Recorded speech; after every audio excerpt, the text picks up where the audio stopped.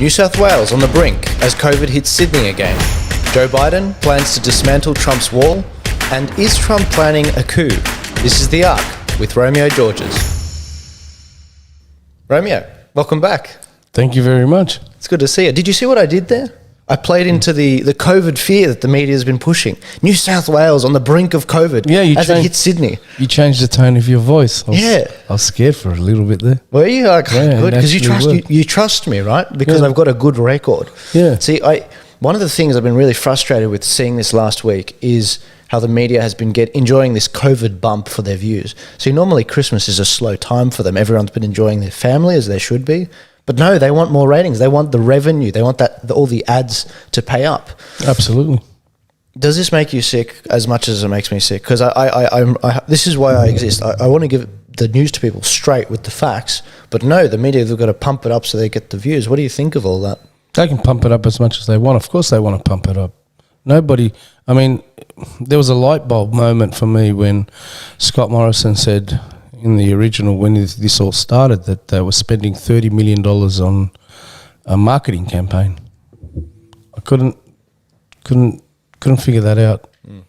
A virus that's so deadly needs a $30 million marketing campaign. Yeah. What are you trying to sell? Normally it's you market something when you want to sell it. Yeah. You don't need to market anything when it's that dangerous. It markets itself. Yeah. It's free. You know? The media, it's like, I'm going to put it this way. They say that if a dog tastes blood, he wants it more. And the only way to stop that is by putting the dog down. That's what they say. That's what I've heard. So let's say the media are dogs.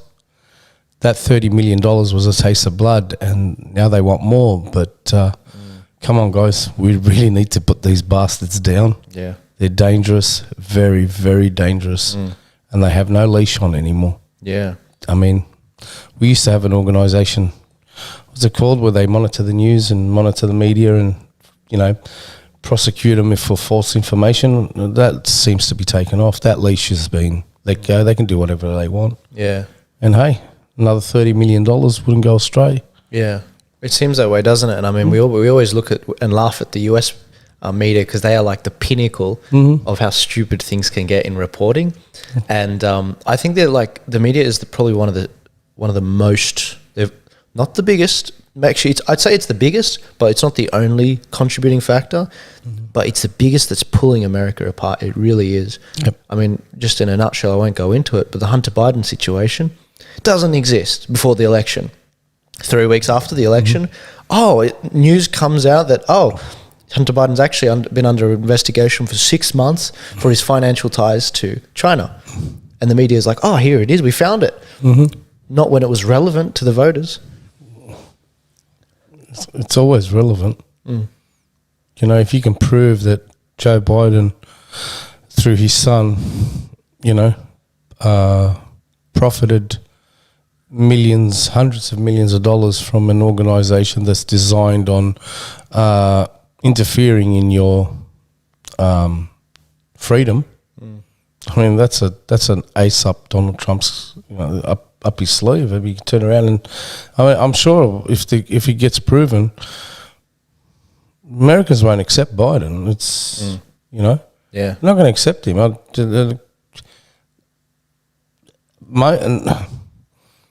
Every single person that I've seen on TV that is so against Trump has come out and said, I will vote for anyone except Trump. I think that if they find out and the allegations turn out to be true, even the ones that wanted Biden will say, well, do I want a leader that's his son, firstly, is a pedophile, a drug user, and was a front to Biden earning money through companies that are CCP run? What would he do if he's president? Would he give them top secret information? That's it. Don't get me wrong. The Americans, when it comes to defending America, they'll rip your head off. There's no ifs or buts about it. They're we don't even have that here, unfortunately. Yeah. You know. Yeah. I mean, is there a house in America that doesn't have the flag? It's not Texas. Yeah. Everywhere. Yeah, that's right. It's a competition. How big can you have a flag? Yeah. You know, here if we put up the Australian flag. So what are you, racist against the Aboriginals? Yep. What's wrong with you? Are you proud of this country? Yeah. No. Yeah, I am proud of this country. Yeah. Because it wasn't me that did that to the Aborigines, but that's another topic. It's another topic. Yeah. Yeah. Just to let you guys know, last week, this is obviously a very sensitive topic, COVID. Over the course of the last week, I was actually at Romeo's house. We were talking about the plans for 2021, and one of my videos got a strike against it. Yep. It's its first strike, and I know. And during this last week, I reposted a video that I did from a couple of weeks ago. Actually, no, it was actually mid this year. It was in June this year. 6 months ago, we're in a situation where New South Wales, there were some cases that were spiking just like they were right now. In fact, it's the same situation. I put a video out saying, this is not a good idea, guys. We cannot lock down. We know they don't work. We need to consider suicides, people not being diagnosed, all factors, economically as well, businesses being ruined, the mental health of Australians. We can't just lock down because a few hundred people or even a few thousand people die. We can't, because there's going to be more people that die from indirect causes of the lockdown. I said the lockdown's worse than the virus. And I outlined 14 steps to protect Australians from that while preserving our freedoms as much as possible. Now, many of those things I've shifted on, one of which being masks. Turns out there's no definitive proof that masks work or don't work. In fact, it's quite a fickle process. We're trying to work that out. And if you think it's a simple concept, you should read into the literature. It turns out there's nothing definitive. When it comes to lockdowns, even the World Health Organization said that lockdowns should be an absolute last resort. If you want to find the interview on that, search Andrew Neil, World Health Organization doctor on lockdowns. It'll come straight up. There were a few other steps I've also changed on. But I put all of that out because it was mostly correct. Nothing has really changed. And then I got hit by a lot of people. A lot of people said, Joel, the virus is not real. It doesn't exist. And I'm like, okay, why are you guys saying that? What's going through your mind? Because I'm trying to understand where they're coming from. There were some people that were very upset and said, I can't wait till Riccardo straightens you out on this topic. And I was just like, okay, you clearly haven't seen how Riccardo and I talk. We're very open with each other. So funnily enough, Riccardo was asked about this by Dougal Cameron, our mutual friend, in May this year, in his third interview with him. And Dougal asked him if COVID's real, and he said, yeah, absolutely, it's real. It's a very weak virus. And he told them how to kill it. Anyway, I reposted that video, and that's the video that got taken down. That's what got me the strike. Yes, because now we've got the vaccine now. Yeah, exactly. They don't want people looking for alternatives. Yeah.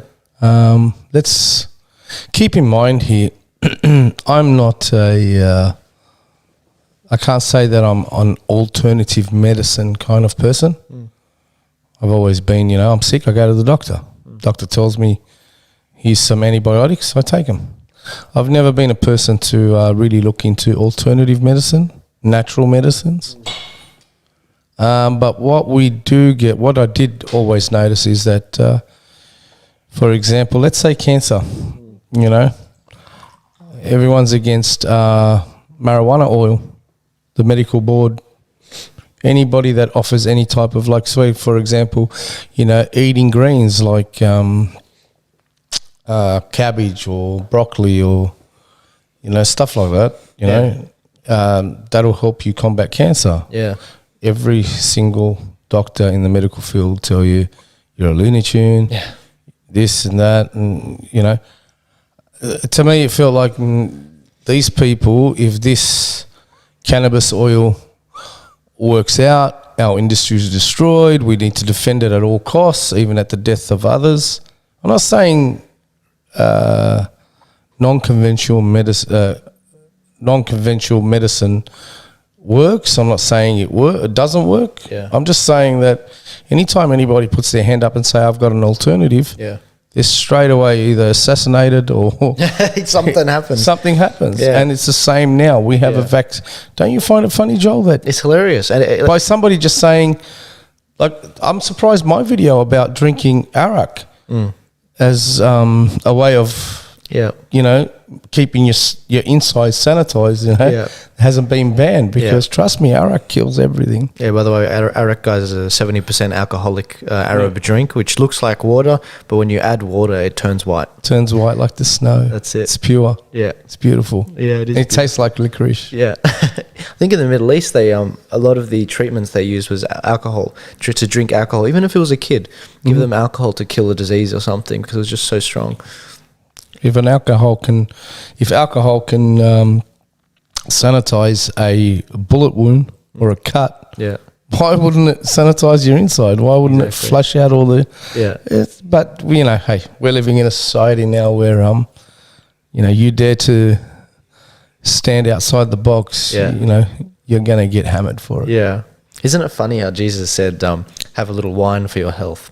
Yeah. And a lot of people are like, you shouldn't drink too much alcohol if you're a Christian. It's like, well, just a little bit, just for your health, just a bit. Well, you know, Jesus also said, you know, everything in moderation. Yeah, that's right. Everything, if you have too much of anything, is bad for you. That's right. First doctor. Yeah. The first true doctor. Yeah, that's right. He's a doctor of healing, not a doctor of medicine. Well, you didn't walk around with a prescription pad and charge you $65 from Medicare. And put leeches on you. Anyway, actually, we had a good leech story last week, didn't we? Yeah. That one was doing well. I know how much you love the Greens, Romeo. Oh, so don't get me started. So we do. I am a little bit disappointed about the strike, but it's like I was expecting it. I thought it'd come sooner if I'm being honest. But look, they wanted me to say the sky's blue. I said, okay, is the sky blue in the title? And Riccardo said the sky's blue. And then they penalised me for not saying the sky's blue. That's pretty much what just happened. Very frustrating because it means I can't post for a week. But so that means basically no ad revenue as well, guys. No new ad revenue from the posts. But that's okay. I've got a lot of subscribers. They've been very nice to me and my family, and I appreciate their support. But this is something I'm going to have to be careful of. Doesn't mean I can't cover it. I will still be posting on Facebook. However, it does mean that on YouTube, if I want to stay on there and spread other truths, I don't want to jeopardize spreading other truths just for this one topic. So I have to approach this nuance, guys. It doesn't serve anyone if I completely can't talk on this topic. Well, if you're fully gagged, you're hopeless. Exactly. That's it. You know, who you're helping? No one. I totally understand that, but as long as we keep in mind that you must be true to yourself, and the gains that you'll make, the credibility that you would build is absolutely priceless. Yeah, that's right. You know what I mean? Don't shy away from anything. Yeah.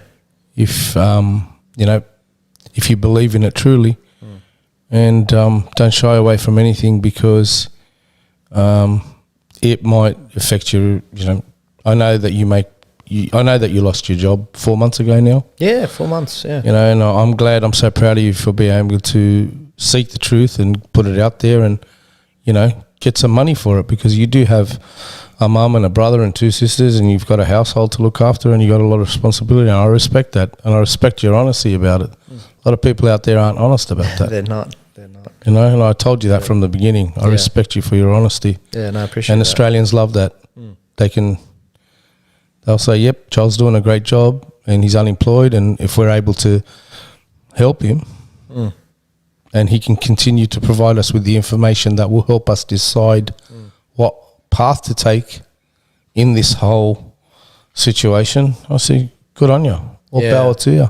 Yeah, and the thing with, and I appreciate you saying that, the thing with what I'm doing is I don't profess to know everything. I'm just sort of, I'm a Who does? Yeah, well, many people. You're actually stupid if you say you know everything. Exactly. It's yeah, that's right. I can't remember there's many quotes that come to mind about that. Who was it that said, I know nothing? That's the one thing I'm certain of. It's either Einstein or Socrates. I think it was Socrates. Yeah. Yeah, look, I'm just on a journey with our viewers, and I think you are too, just to get to the bottom of the truth, because we're so sick of the media feeding us these lies.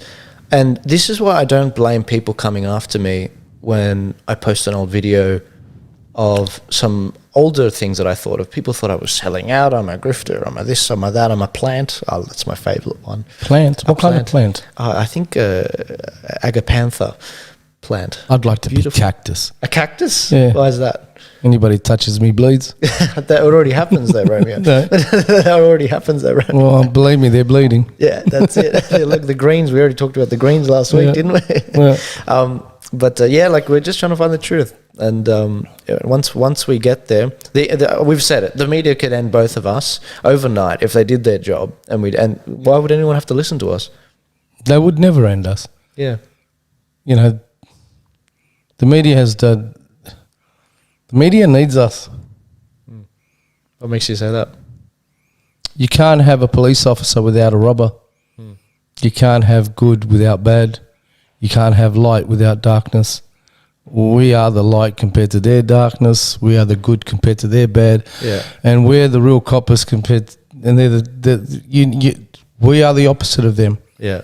You need to give balance. People will search for the truth.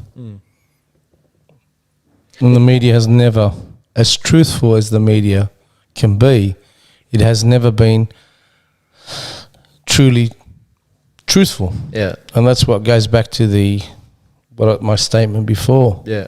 Never sell out for money, and your credentials will outweigh what you're actually making, and you will be the person that people will go to in times of confusion.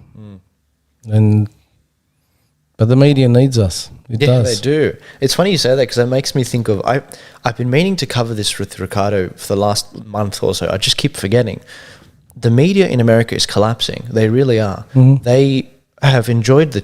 You know how I talked about the COVID bump in ratings? They have enjoyed the Trump bump for 4 or 5 years. They were the ones that propped Trump up. They gave him millions, maybe billions of dollars worth of value in coverage when the Republican National Convention was going on in 2015 and 2016.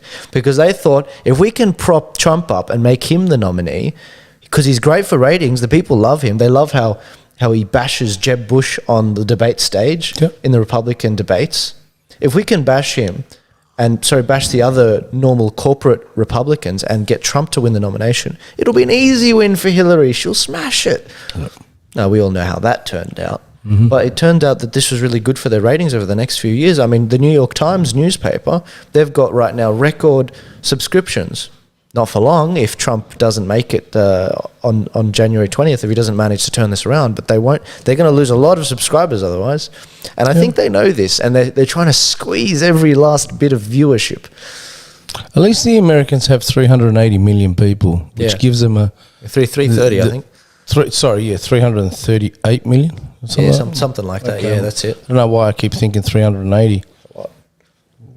But there's a lot of things happening in America for the media to cover. My question is, what's the Australian media going to do when the show's over? That's a good question. Sky News, what are you going to do? You know? What's going to happen to programs like The Project or even Channel 10, who's bought out by CNN? The biggest leftist organisation, media outlet out there. I just don't understand why the Australian media are so hell-bent on destroying the reputation of a foreign leader. Yeah. You know, it's... I think we know why, though. We know why. It's the same reason why the American media do it. It's for ratings. Now, don't get me wrong. There's a lot of these media organisations get funding by overseas sources. CNN, Channel 10 is CNN. Exactly. Oh, that's another thing. Before I forget, CNN, they are collapsing completely. They're looking for a buyer to sell it off. Yeah. The Orange Man Bad organisation, News Corp organisation, turns out they can't survive without an orange bad. What's Waleed going to do? That's a great question. 7-Eleven? Wow. Exactly. Check out chick? Check out chick. Not a check out bloke, check out chick. You know? What's he going to do? You know? When was the last time you watched The Project? I haven't watched that in ages. Mate, I see the commercial and it makes me want to vomit. Oh, yeah. And that's not because I know that it's a leftist program. Yeah. It's because, and I'm going to say this, said it before, I'll say it again, and some people didn't like it, some people loved it. Yeah. Kerry Bigmore, you know, I thought it was despicable what she said when that Texas gentleman said, you know, I don't care about COVID, you know, older gentleman, you know, I just want to live my life, you know, that's my constitution, it's my right. The comment that came out of her mouth, I just looked at her and I said, you're a sellout. Yeah. You're a sellout. You lost your, you know, she and good luck to her. I don't bag her for it. She used to take any opportunity she could to tell everybody how much she loved her ex-husband who died of brain cancer. And good luck to her. I'm not bagging that part out, but to go from being a person that celebrated the love of your life and losing him at such a young age, you'd think you'd want that gentleman, that old guy, to live for as long as possible. Yeah. and the first comment to come out of hers was, doesn't he want to live? Yeah. Oh, gosh. Does he want to die? Yeah. I thought, you sell out. Yeah, they make me sick. They really do. You know? Yeah. You're supposed to be telling everybody, live. Yeah. Live. Yeah. Live, love. You know? Look what happened to me. I lost the love of my life. And, you know, okay, she found somebody else, but she did lose the love of her life at that point in time. Yeah. Okay? And and that, I thought, like with me, when, you know, I haven't lost the love of my life, thank God, but I did lose the biggest person I've ever had in my life that I respected, you know, so much, and that was my dad, you know, and when he died, his last words were, live, Romeo, live. You know, buy a motorbike. You know, do what you want to do, live, jump out of an aeroplane, live. And I promised him I would. And I got Gladys Berejiklian come along. And Anastasia Palaszczuk and Dictator Dan. Yeah. You know, God, I wish Dad was around. He'd bitch slap the whole lot of yous. I believe that. He would. I believe that. So how are you... so it seems like these developments in Sydney have progressed. 7 new cases, big deal. 7 new cases. And Anybody die? And what did they say? No fatalities yet. Thank God. Praise be to God. Thank you. And this leads to this this next photo. They're not buying it. Mutate the virus. Yeah. I love Austin Powers. Is this how we're going to be spending Christmas dinners? You tell me, Romeo. We're WOGs. How are you gonna be celebrating Christmas? Okay. I'll be celebrating Christmas with my family, my friends, and my neighbours. Yeah. Who's going to dob on it? I mean, nobody in my street believes in it. Nobody in the next street believes in it. Yeah. We're gonna celebrate the birth of Christ the way we should celebrate it. You know, just like when Christ was born, there was Joseph, Mary, the shepherds. You know, the 3 wise men. Yeah. I think there was 10 people, including the animals. Yeah. All right, but do the same thing. Yeah. We'll thank the Lord for the blessings that we have with my family and friends. Yeah. And if there's more than 10, then there's more than 10. Yeah.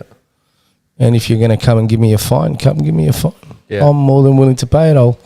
It's a contribution to the ongoing support of Gladys Berejiklian. Yeah.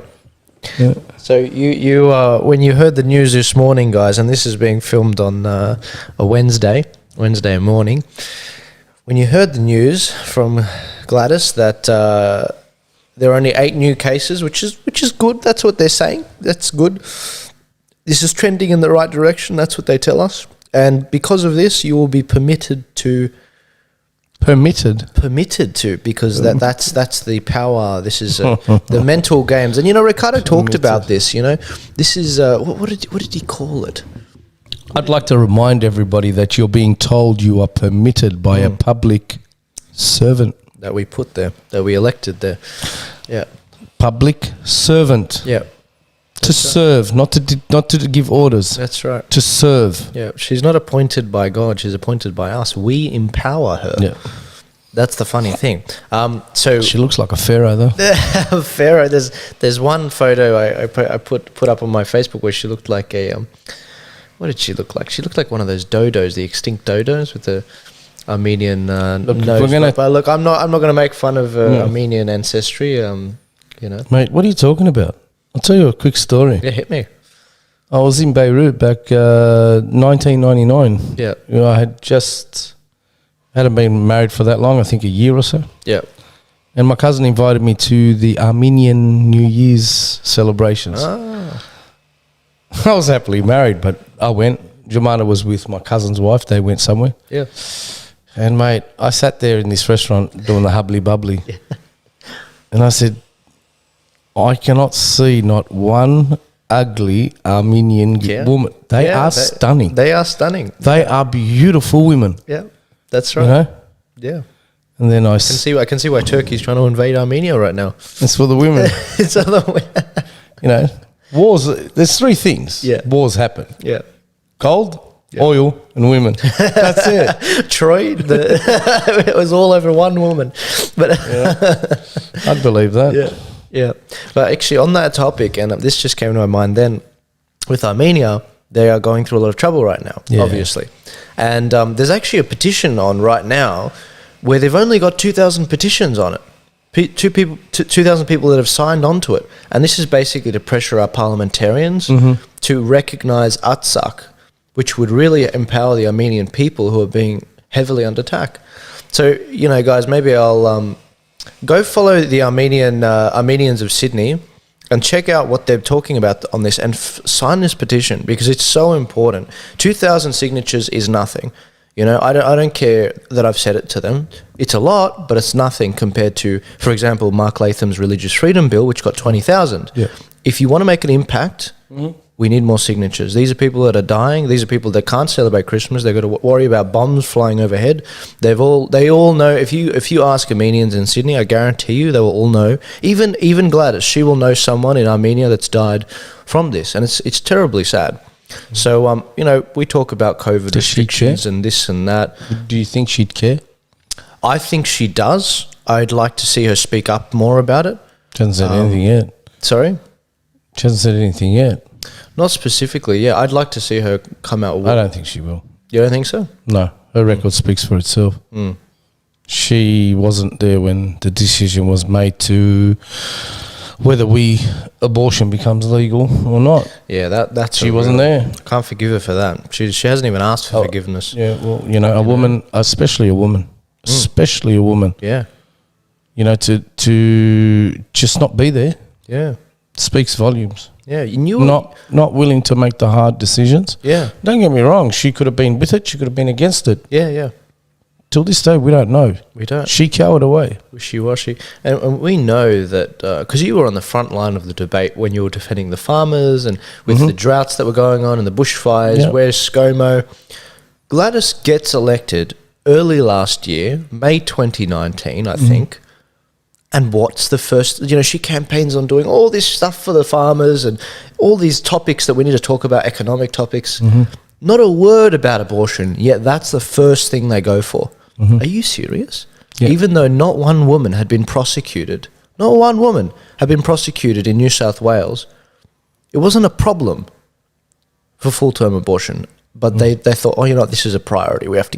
Let's piss off the religious community. They needed something to not just piss off the religious community, but also to pour a little bit of water on the heat they were getting from the rural communities and what was happening with the water and all that kind of stuff. You know, because Australians need to know, farmers, this just didn't happen. We've had a drought for the last 6 years. You know, and now, on that note, the media now are trying to say, oh, we've got a bumper crop. I spoke to Anita Donnellan yesterday. She basically told me, what a load of crock. Absolute rubbish. Some areas, yes. Some areas, not a drop and dry as a bone. Yeah. But the media and the government, wow, here we go. They've made it. No, they haven't. They are far from it. Yeah. Also, we have not addressed the sale of the water.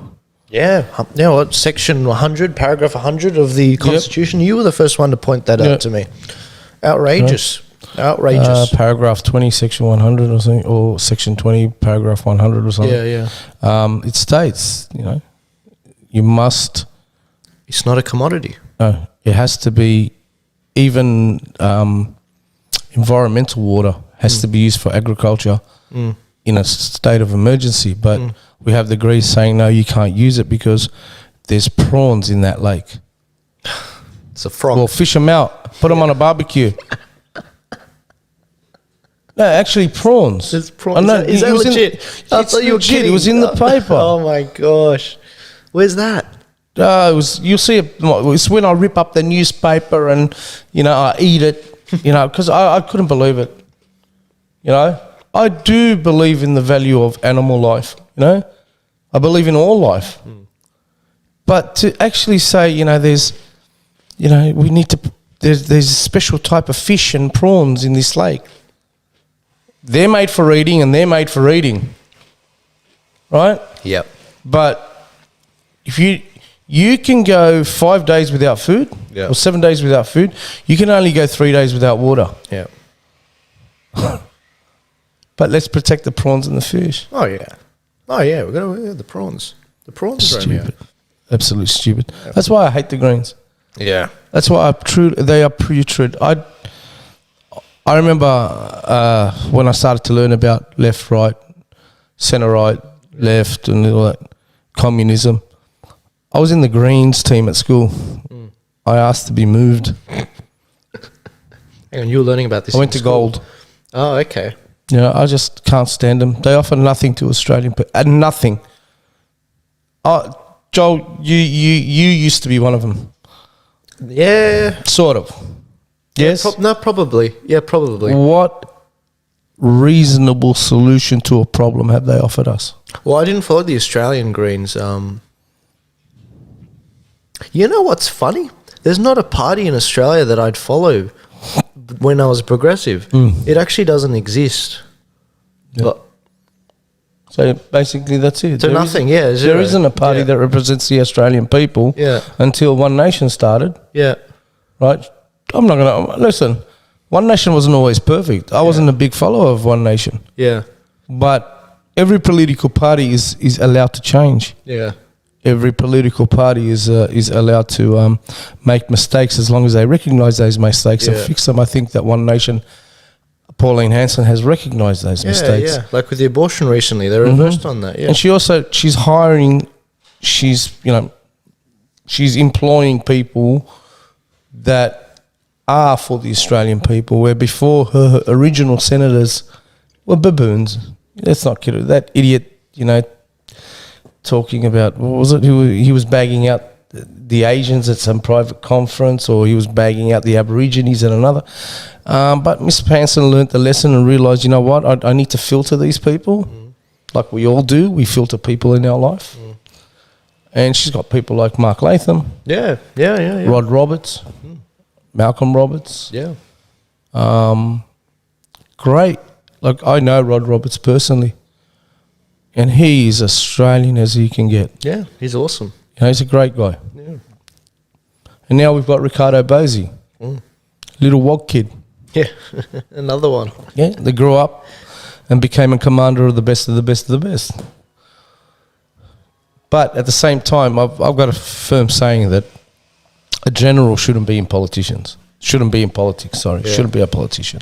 Because what you learn in war really can't be applied at its full maximum in peace.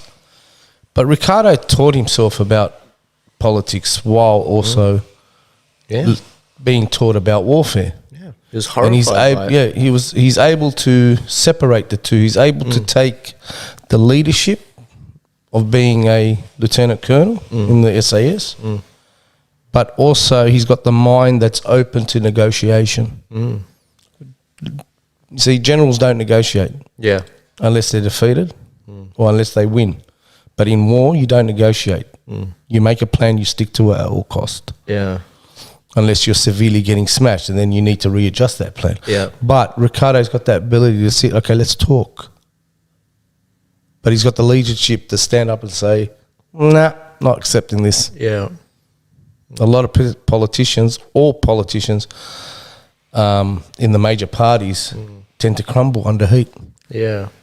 Oh, will I lose this position if I stand up? Exactly. Over the last year and a half, I think I might be bold in saying this, but I think it's true. I'm the single person that's, other than maybe his wife and maybe his son, I'm the single person that's managed to spend the most amount of time with him and talk about politics and just pick his brain apart. It's so, the media, this is your warning, you don't know what you're getting into. If you interview this guy, he will pick you apart. He will. Because that's his job. That's what he's trained in. Yeah. Cometh the hour, cometh the man, eh? Yeah, absolutely. But that's what he's trained in. Don't forget, he's an interrogator as well. Yeah, that's right. Yeah. That's what they do. Yeah. You know? I mean, I used to pride myself on being like a little bit of recon, did a little bit of recon. Yeah, no. And I got taught skills of, identifying things around me. But there's nowhere near the power of the SAS and the ability of their interrogation. That will make you feel as though you're safe. Yeah. And at the same time, you don't know when you're going to die. You know, it's uncanny. Yeah. It's incredible, their ability. Yeah. And I've said this to a number of times to people, that there are times, like, even though I've spent so much time talking with him, he completely blindsides me with some random knowledge on psychology or something or other, where you can tell he's really read it into depth on a topic. You have to. And it comes out of nowhere. I'm just like, and he says it. He warns them. He says, I know I'm just a dumb soldier that doesn't know, which shoe to put on the right foot and whatever. And people underestimate him, and it's hilarious. And it reminds me of what I did in the Christian Democrat Party last year, where we removed half of the board. At every step of the way, they underestimated the 22-year-old and the 18-year-old who were pulling this off, and it worked. Hubris will be their downfall, just as it was with Hillary Clinton and Donald Trump. But that's enough on Riccardo's background. It feels weird talking about him when he's not in the room, but he's an interesting character, isn't he? Absolutely. From the day I met him, I'm really impressed with the way he holds himself. There's from the first time you speak to him, this guy is not bullshitting you. Yeah. What he says, he backs, and you got to respect him for that. He's not there on camera with boxing gloves on, going 1, 2. Yeah. God, they're a bunch of imbeciles, aren't they? They really are. Oh God, they're tryhards. Yeah, they really are. He's not trying to get their attention. Yeah. Once upon a time, Riccardo was just a politician running in the Australian Conservatives. Politicians in Liberals, Labor. Yeah. You know what they remind me of? You're sitting with your girlfriend, at lunchtime. Yeah. Just having a chat. Yeah. And that irritating prick comes along. Hey guys, what are you doing? And you just go, get the hell out of here before I knock you unconscious. Yeah. Have you heard about this issue? But hang on, Romeo. Let me improve your analogy. There's 2 of them. And then there's 3 of them. And then there's 4 of them. That's the major parties coming up to you saying, no, but this guy, this. And it's like, you haven't said anything. You're just like, can I just enjoy my breakfast? Damn it. Can I just talk to my girlfriend? I'm trying to. The poor guy's trying to get lucky here, and you're telling him about the social justice issues. Yeah, but no, I saw Riccardo. And then you have one student walk past with no bra on, and she's just got hairy armpits, and you go, no, that's just wrong. No, now I'm just. And that's the greens. Yeah, that's the greens. The unshaven legs. She's 18 years old, and her breasts are already hanging underneath her armpits. It's just like, aren't they? I mean, you're 18, aren't you? Like, seriously, no, Yeah, they're the greens. Are you worried about your son's generation and going into university life? I'll teach my son. Yeah, absolutely. Okay. I will teach my son to stand his ground. Yeah. But you know what? I'm not worried. Yeah. No, I'm going to be honest, because I've got a game. I've got a plan. Yeah. The utter and total annihilation of the Green political party and their influence in our universities. Yeah. Just waiting for Trump to win. Yeah. Sorry, I'm just, as you're talking about that, I'm thinking about your comments last week about Bant, the head of the Greens, and how you said he looked like he was burnt with a Bunsen burner. 4 eyes, I think. Seriously, I reckon he had no friends. I reckon he went into the Greens because he just just look at him and go, have you had a life? Yeah, and haram, man. Like, he still hasn't been laid. Yeah, well, you're probably right. But this is a sad thing. Tell. But isn't this sad though? Like, because like we say haram, and that means poor thing in Arabic. We say haram, poor thing guy.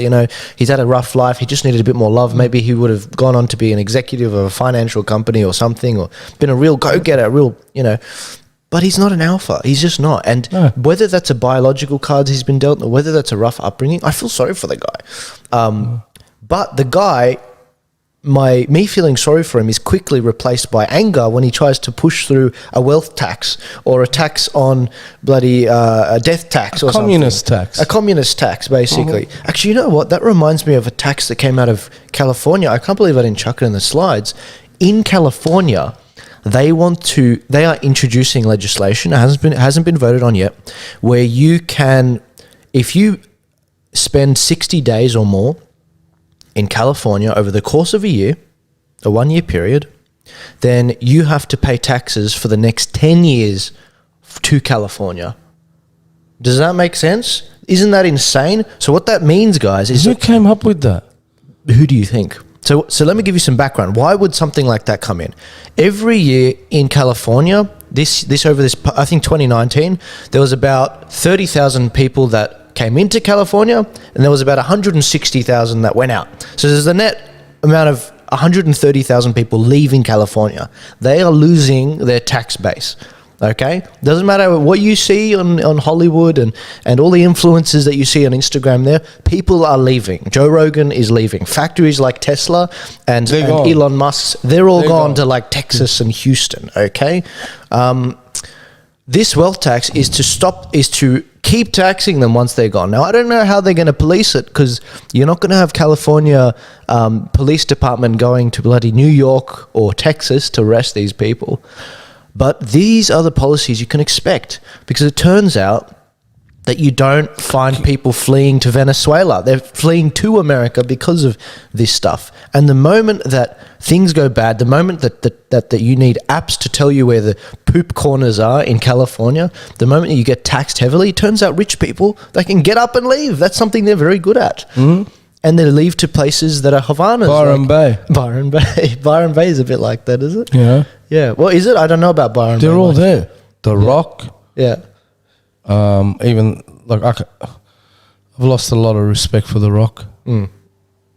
But Mark Wahlberg. Oh, yeah. Okay. Yeah. The Heveringtons, whatever they call it. Oh, okay. Yeah. That happened recently. The Bourne Identity, that actor, what's his name? Oh yeah, the Jason Bourne movies actor. Yeah, he's there. They're all leaving. Yeah, but I don't understand. Like, as you said, how they're going to police it. What are they going to do? Extradite somebody from New York? I mean, we don't know. Won't work. Yeah, it needs to be an independent country. Yeah. Where, like in Australia, if you have a business overseas and it's registered in Australia, you have to pay tax to the Australian. Yeah. But I don't. Yeah.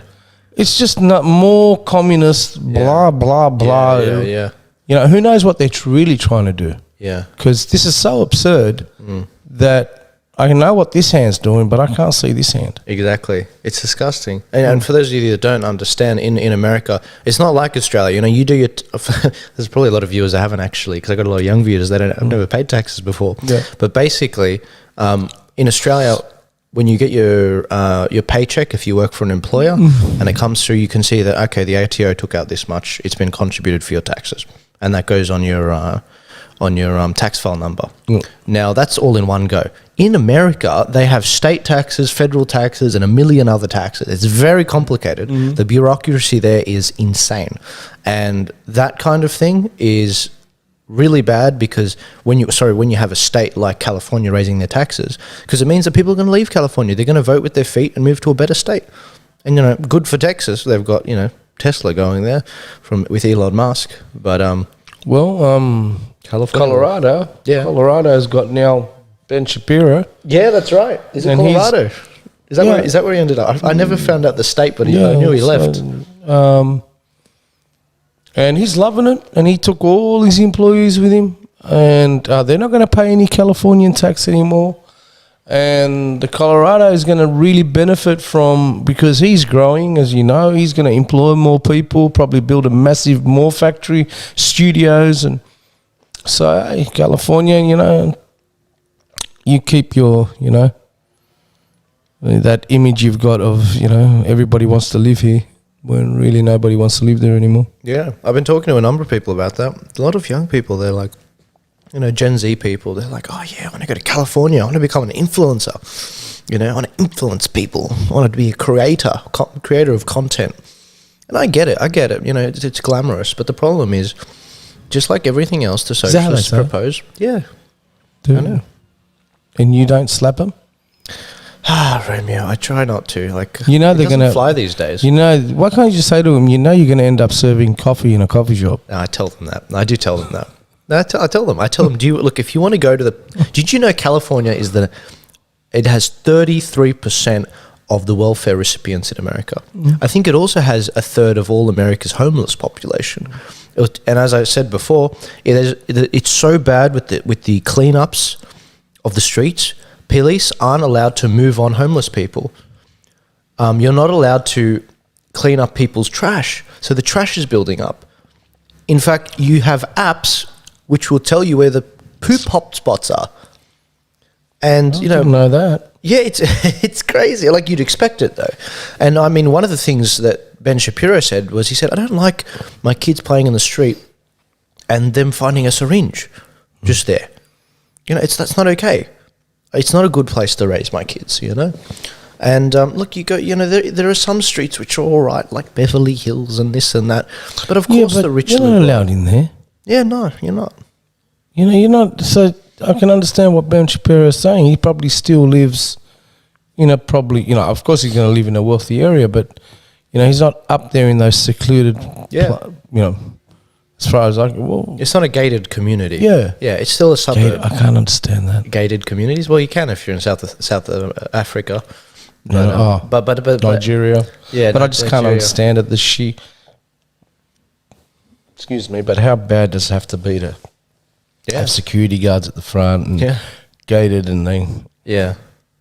Yeah. Well, I mean, if you got stalkers and you're a celebrity and you get weirdos that send you threats and I do. Psycho fans. Well, apparently they're wishing me that I drive into an electric pole.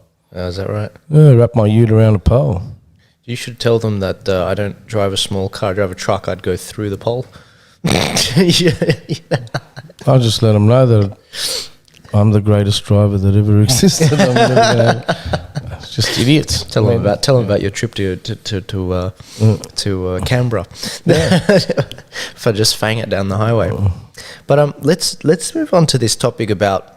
I don't know if you've heard much talk about this bill that's been brought forward, the coronavirus relief package in America, that the House in America voted to approve, the Senate in America voted to approve, and Trump basically vetoed it. He said, no, I'm not signing this bill because it has nothing to do with COVID-19 and relief for the people. And he said, send it back to me when you have something more like, because when you're giving the people more money. What was in this package? Why was Trump so pissed off? Well, it was proposing to it was a $900 million deal that was going to give the American people $600 a week. $600 a week. Actually, no. I just saw. No, you're right. It's not $900 million. It's $900 billion. That's right. Yeah. And it was going to give the American people $600 one-off payment, right? Yeah. Not a week. What's that going to pay? Is that going to pay for the week's rent? That's Lebanese politics. Yeah. Give them $100.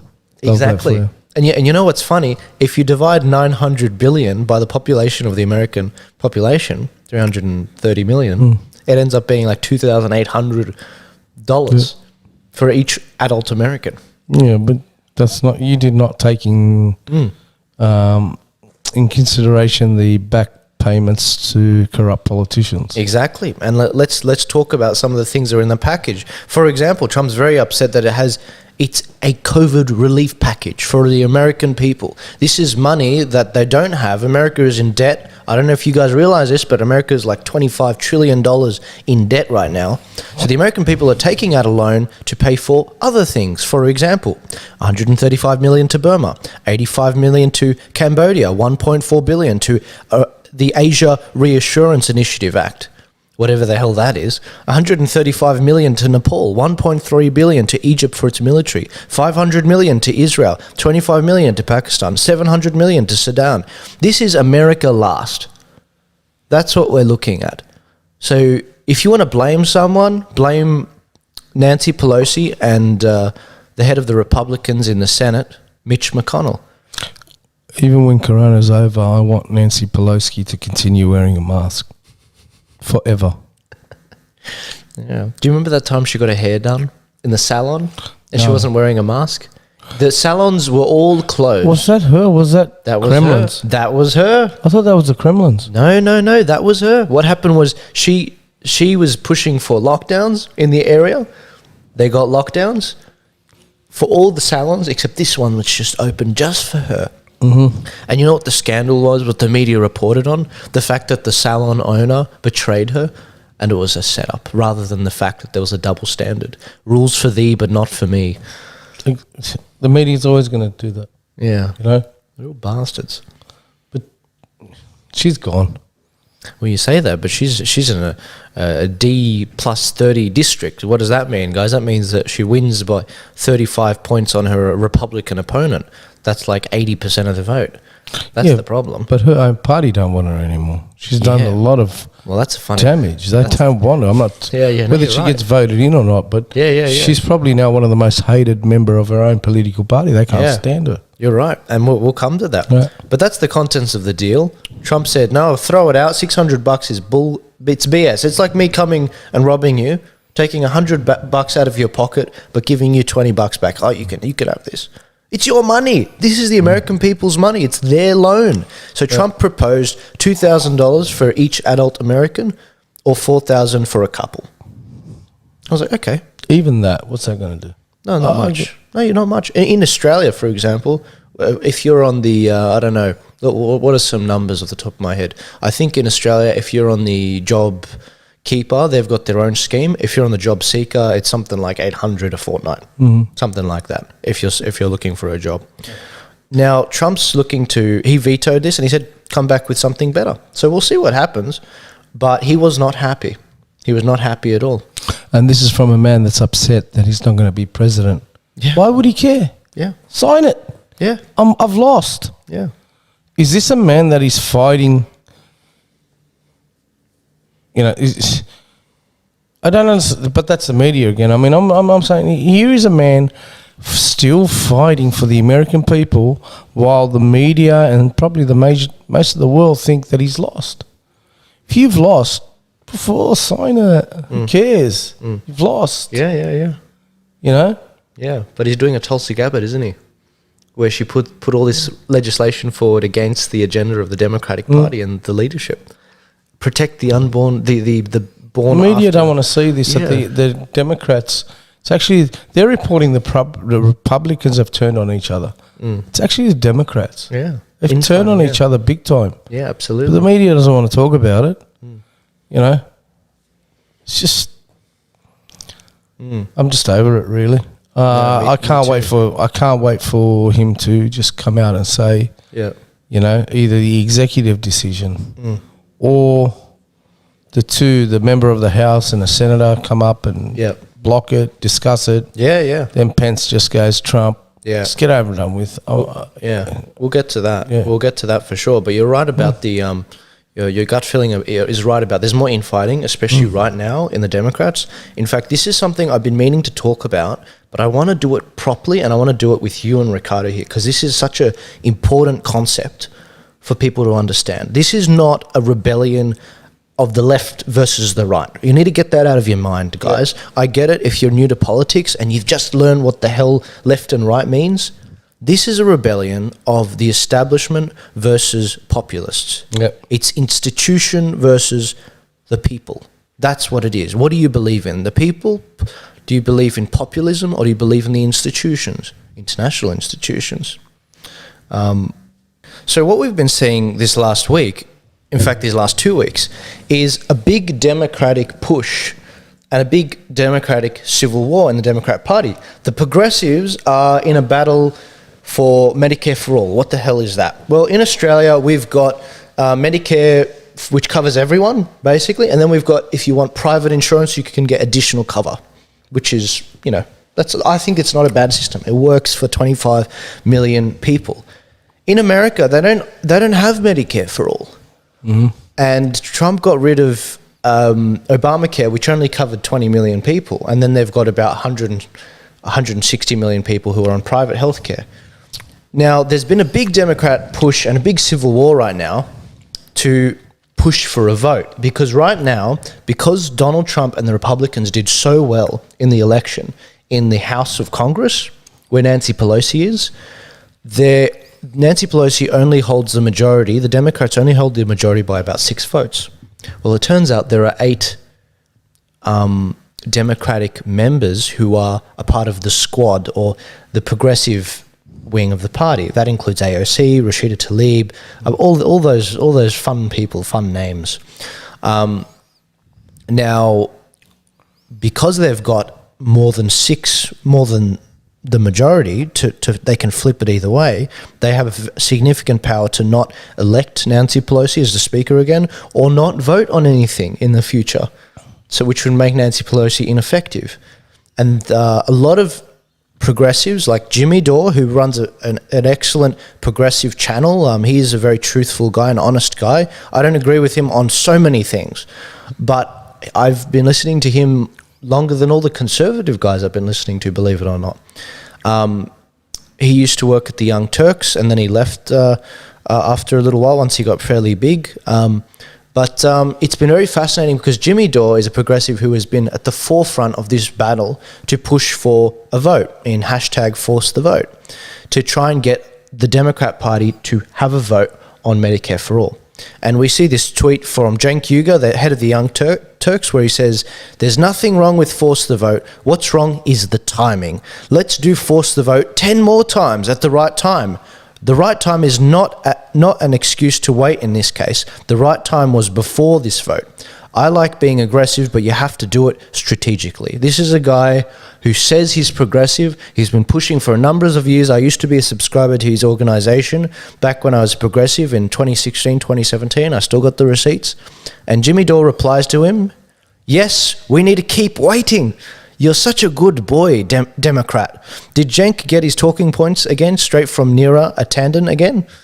Now, Jimmy Dore, he is a straight shooter. I keep telling people this. In the age of the internet, transparency is key. If you want to get elected, if you want to run a successful YouTube channel, if you want to be credible in politics, if you're honest, you can make your headway. If you're just expressing your views like you do, Romeo, and that's what I credit to your rise, is it's honesty and transparency. Watch this space. Next week, when I've got you and Riccardo, we'll be taking a closer look at this, because this is, as I said, it's the establishment, it's the institutions versus populists and the people, and transparency. What are your thoughts on that? Because I think this is completely brand new to you in terms of Force the Vote. What do you think about this whole civil war? From what you just said, Cenk is playing the. Can we say he's playing the numbers game? Yeah. Favoritism, populist? Yeah. And he's been called out on it. I'd like to see his reply to Jimmy. No reply. No reply, no reply, of course not. Absolutely, yeah. Had there been a reply, but I mean, Jimmy's rise as well, you can say he's a straight shooter, and just like people tend to magnate towards that, like they're just drawn in. I think those words that he said, he's going to backfire in his face. I mean, he already did. He just exposed him right there. Good boy, who you've been talking to, who you're getting, you could say that he said to him, "You're a puppet. Who's pulling your strings?" Yeah. Pretty much didn't he? So yeah, that's one thing that I'm glad that nobody can say about me or you. Yeah, there are no strings to these wrists. That's right. Especially this tongue. That's right. And if people, people find comfort in the truth, isn't that what we all want? Yeah. Plus, I think here in Australia, we've always said politicians are not always honest. Yeah. But in the recent months, this year has really exposed them for who they really are. Yeah. And that's why New South Wales is not going to be a Victoria. Not because we have less lefties than Victoria. I think just even the lefties themselves said, no, I really don't want to head down the Victorian way. Yeah. There's too much to lose. Yeah. Victoria will never get over what happened to her. No. It's going to take a long, long time. Yeah, no one will forget the pregnant woman having her phones taken off her. Yeah. Or the elderly woman that was minding her own business in the park and arrested by police. I mean, that's never been seen before in a free democratic nation. That's right. This is communist stuff. This is along the lines of being run over by a tank. Yeah. In Tiananmen Square. Tiananmen Square. That's right. That's students. That's what it is. Yeah. And that's what I saw when the coppers were rushing in with their hands on each other's shoulder, grab one person and rip him out. I saw communists. Yeah. I just can't believe Dan Andrews is not arrested yet. Yeah. I can't believe he said sorry. Yeah. And he was accepted. He admitted it. He admitted it. It was his fault. Sorry, it was his fault about the hotel quarantine. It was he completely said that's our fault. If he gets the benefits of success, he gets the benefits of failure as well. Yeah, well, I recently found out that he used to be a hot dog vendor. Is that right? How old was he? Oh, not sure. But I mean, in his younger days. I mean, once upon a time I was a labourer, but I don't let people hold that over me. But no, but hot dog vendor hanging out with Karl Williams. Yeah. The late Karl Williams. Yeah. Is that, if you want to, the same people who bag out Karl Williams are the same people that love Dan Andrews. Strange, isn't it? The bloke hung out with underworld figures, especially somebody like Karl Williams. I always say God rest their soul, but I'd like to say God forgive him as well. But who is this guy? Yeah.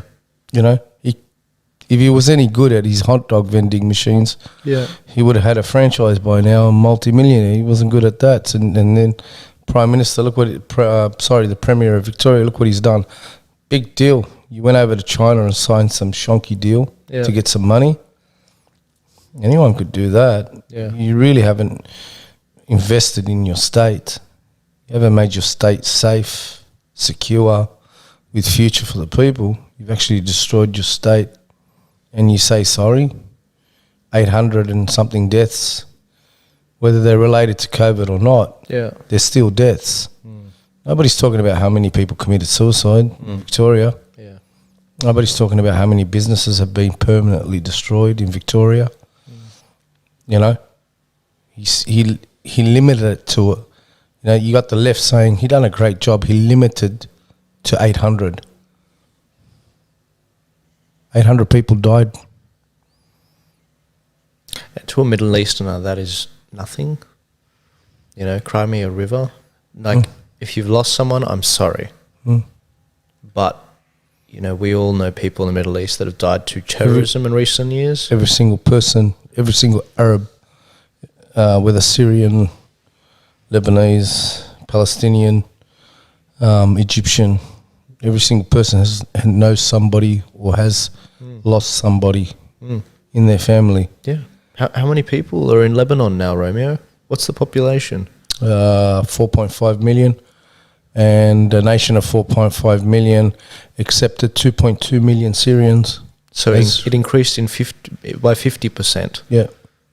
Can you imagine, guys, can you imagine if Melbourne or Sydney increased by 2 million people? Because that's what we're talking about. The exodus. I don't blame them. I welcome Victorians that want to live free and respected. And I don't hold Gladys Berejiklian responsible for the success of New South Wales. I don't. I hold the success of New South Wales by the New South Wales people. She made a massive mistake, right? She used something to try to get us to go down the same road as Victoria. That's my opinion. That's why I saw it. I'm allowed to have it. Yeah, sure. Allowing 2,700 people off a boat, then blaming Border Force, then coming out saying, look, we all make mistakes, when Border Force had the emails to prove that it was her and her chief health advisor that gave the New South Wales Health gave the okay to let the people off without being checked. Yeah. Then she backflipped. She apologised. The scenario with Maguire, again, she's apologised. Guys, when are you going to stop the apologies? Yeah. And ask for a resignation ASAP? Yeah. It's cost us a lot. A lot. You know, even myself, who's seen as, you know, strong and fighting, there are days I look up at the sky and I ask God to end it. Not me. Just do what you got to do. End this. We just want to live. The corruption, the lies, and the apologies. Yeah. Why isn't anybody being held accountable? Yeah. That's right. I think Australians have forgotten the fact that politicians are not dictators, are not emperors. Yeah. They are servants. If we remember that, I think they'd be gone in a heartbeat. How can Barry O'Farrell resign over a bottle of wine $1,500. who did not kill anyone? Yeah. Or did not lead to a state being put into lockdown? Resign because it was an embarrassment upon his political party and a bad decision. Yet Gladys Berejiklian has apologised twice now, and still she is premier. Daniel Andrews has apologised and being responsible for the worst thing that could ever happen to humanity and everybody in Victoria, and he refuses to resign. He should be dragged out of Parliament House by his gumbo ears and thrown into a back of a police station, police wagon, and driven away, never to be seen again. Yeah. Yeah. Well, Romeo, my dad used to say that he'd always quote this verse in the Bible. I can't remember off the top of my head. Not hard to find. It's basically that, you know, God gives us the leaders that reflect us. Yeah. Which is a damning statement. Because, Absolutely. Because it speaks more to, and this is something no one talks about on the conservative side, because it's, you know, you can't talk about religious spirituality. But the truth of it is, these are our representatives, and that's why we put up with the crap.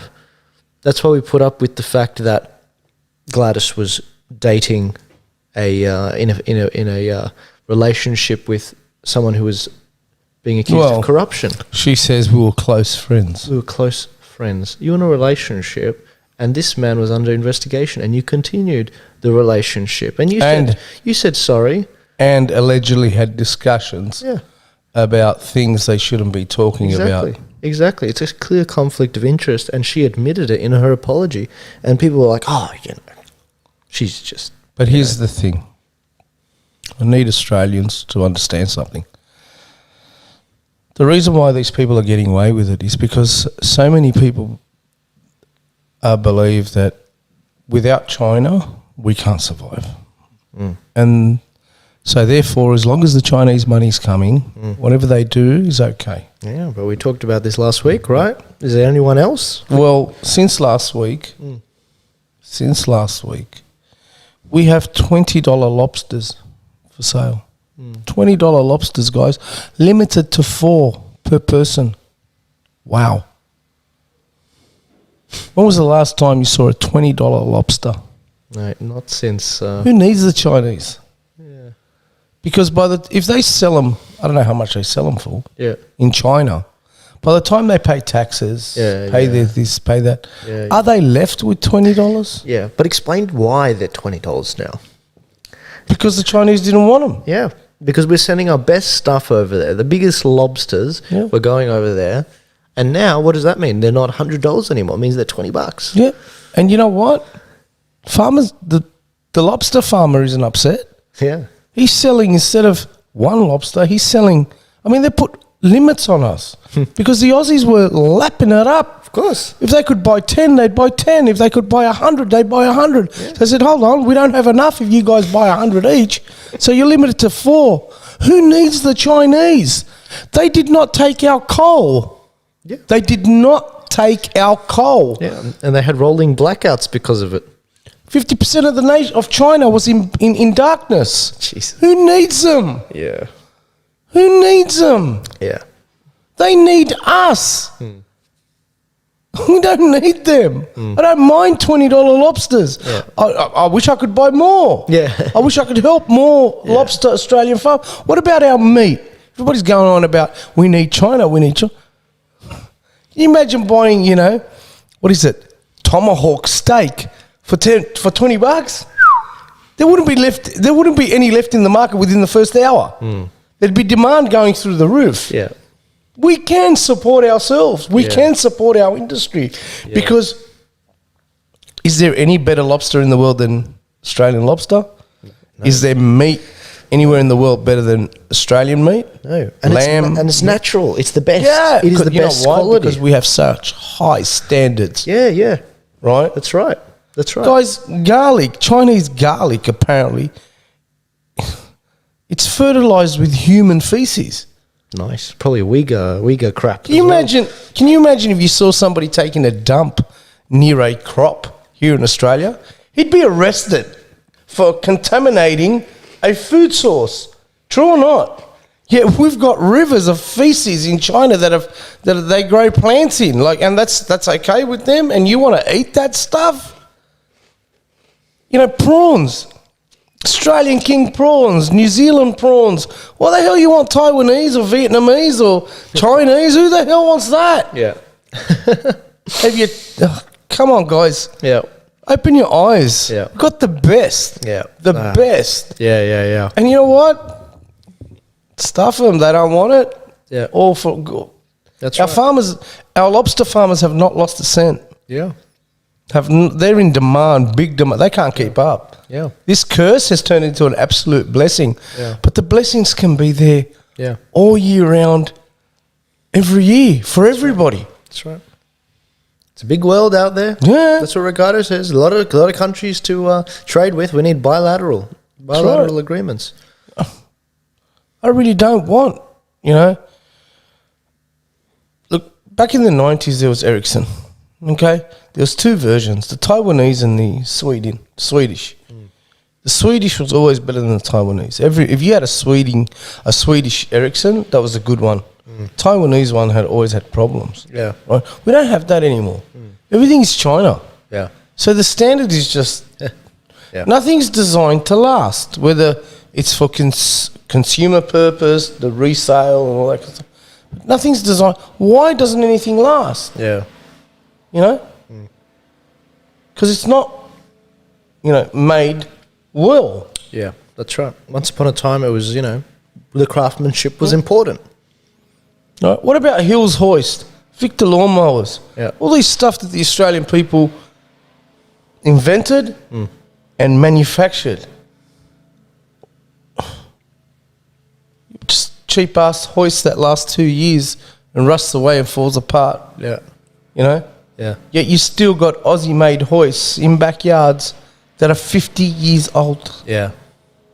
And still work beautifully. Yeah, that's right. It's good old Australia. Hey, we need the Chinese. We do. Apparently we do. There's so many things that we could have covered this week that I don't even feel like we need to cover. Because you know what, guys? If you've been following this content for long, you know what the stories are. You know what the formulas are, and It's been a crazy year, hasn't it, Romeo? It's been a crazy year, but you know what? It does.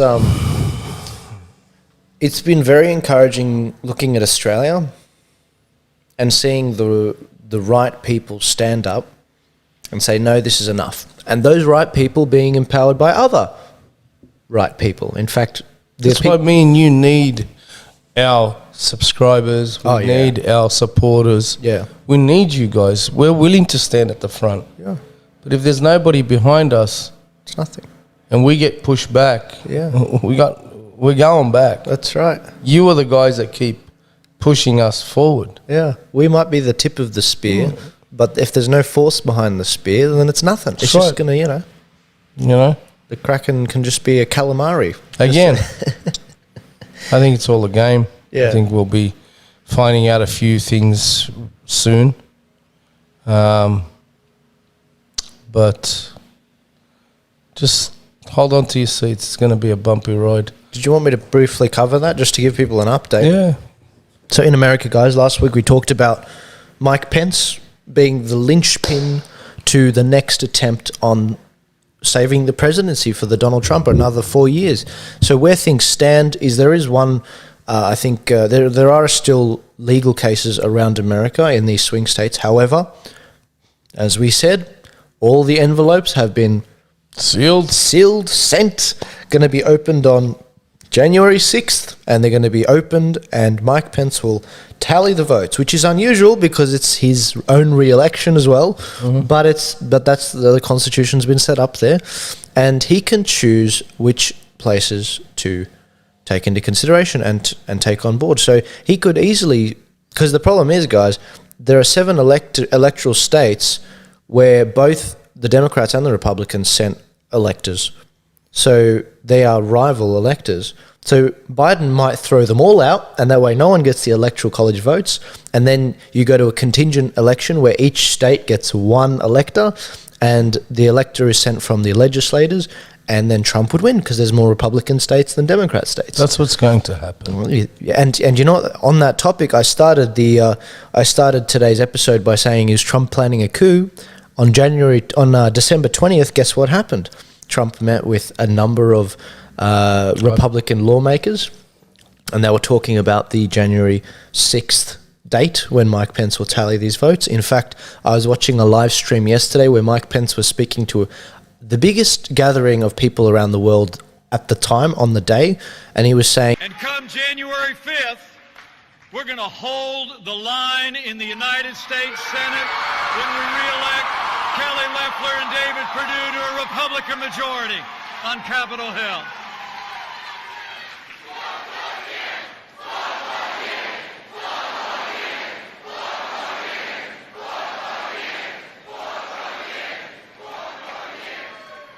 And as our election contest continues, I'll make you a promise. We're going to keep fighting until every legal vote is counted. We're going to keep fighting until every illegal vote is thrown out.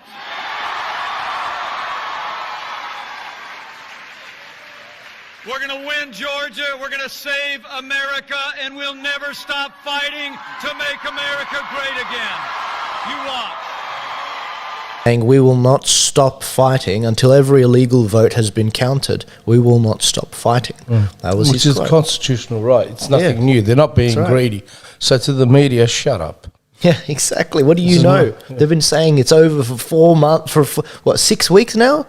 Yeah, easily. How long's it been? It was the 3rd of November.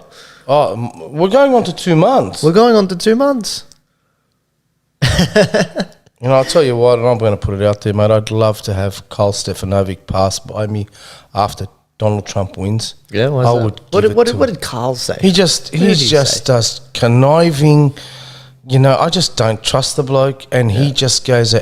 He said, as a journalist, okay, it's actually incitement what he said. Oh, okay. What did he say? Right?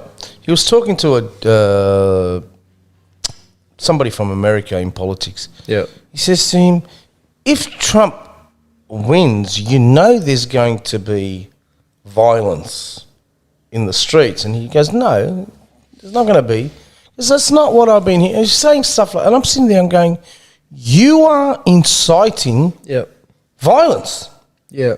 You're not being a journalist. Yeah. The question that should have been asked, do you think that if Trump wins, is there going to be any violence? Like, a journalist is supposed to ask questions. Yeah. Not make statements. Yeah, that's and right. Karl Stefanovic tries to...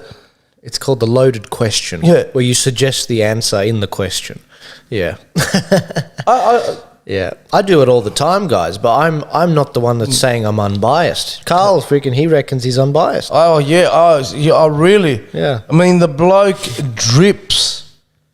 You know, if Biden had an aftershave, you know Karl would be wearing it. You know it. Yeah.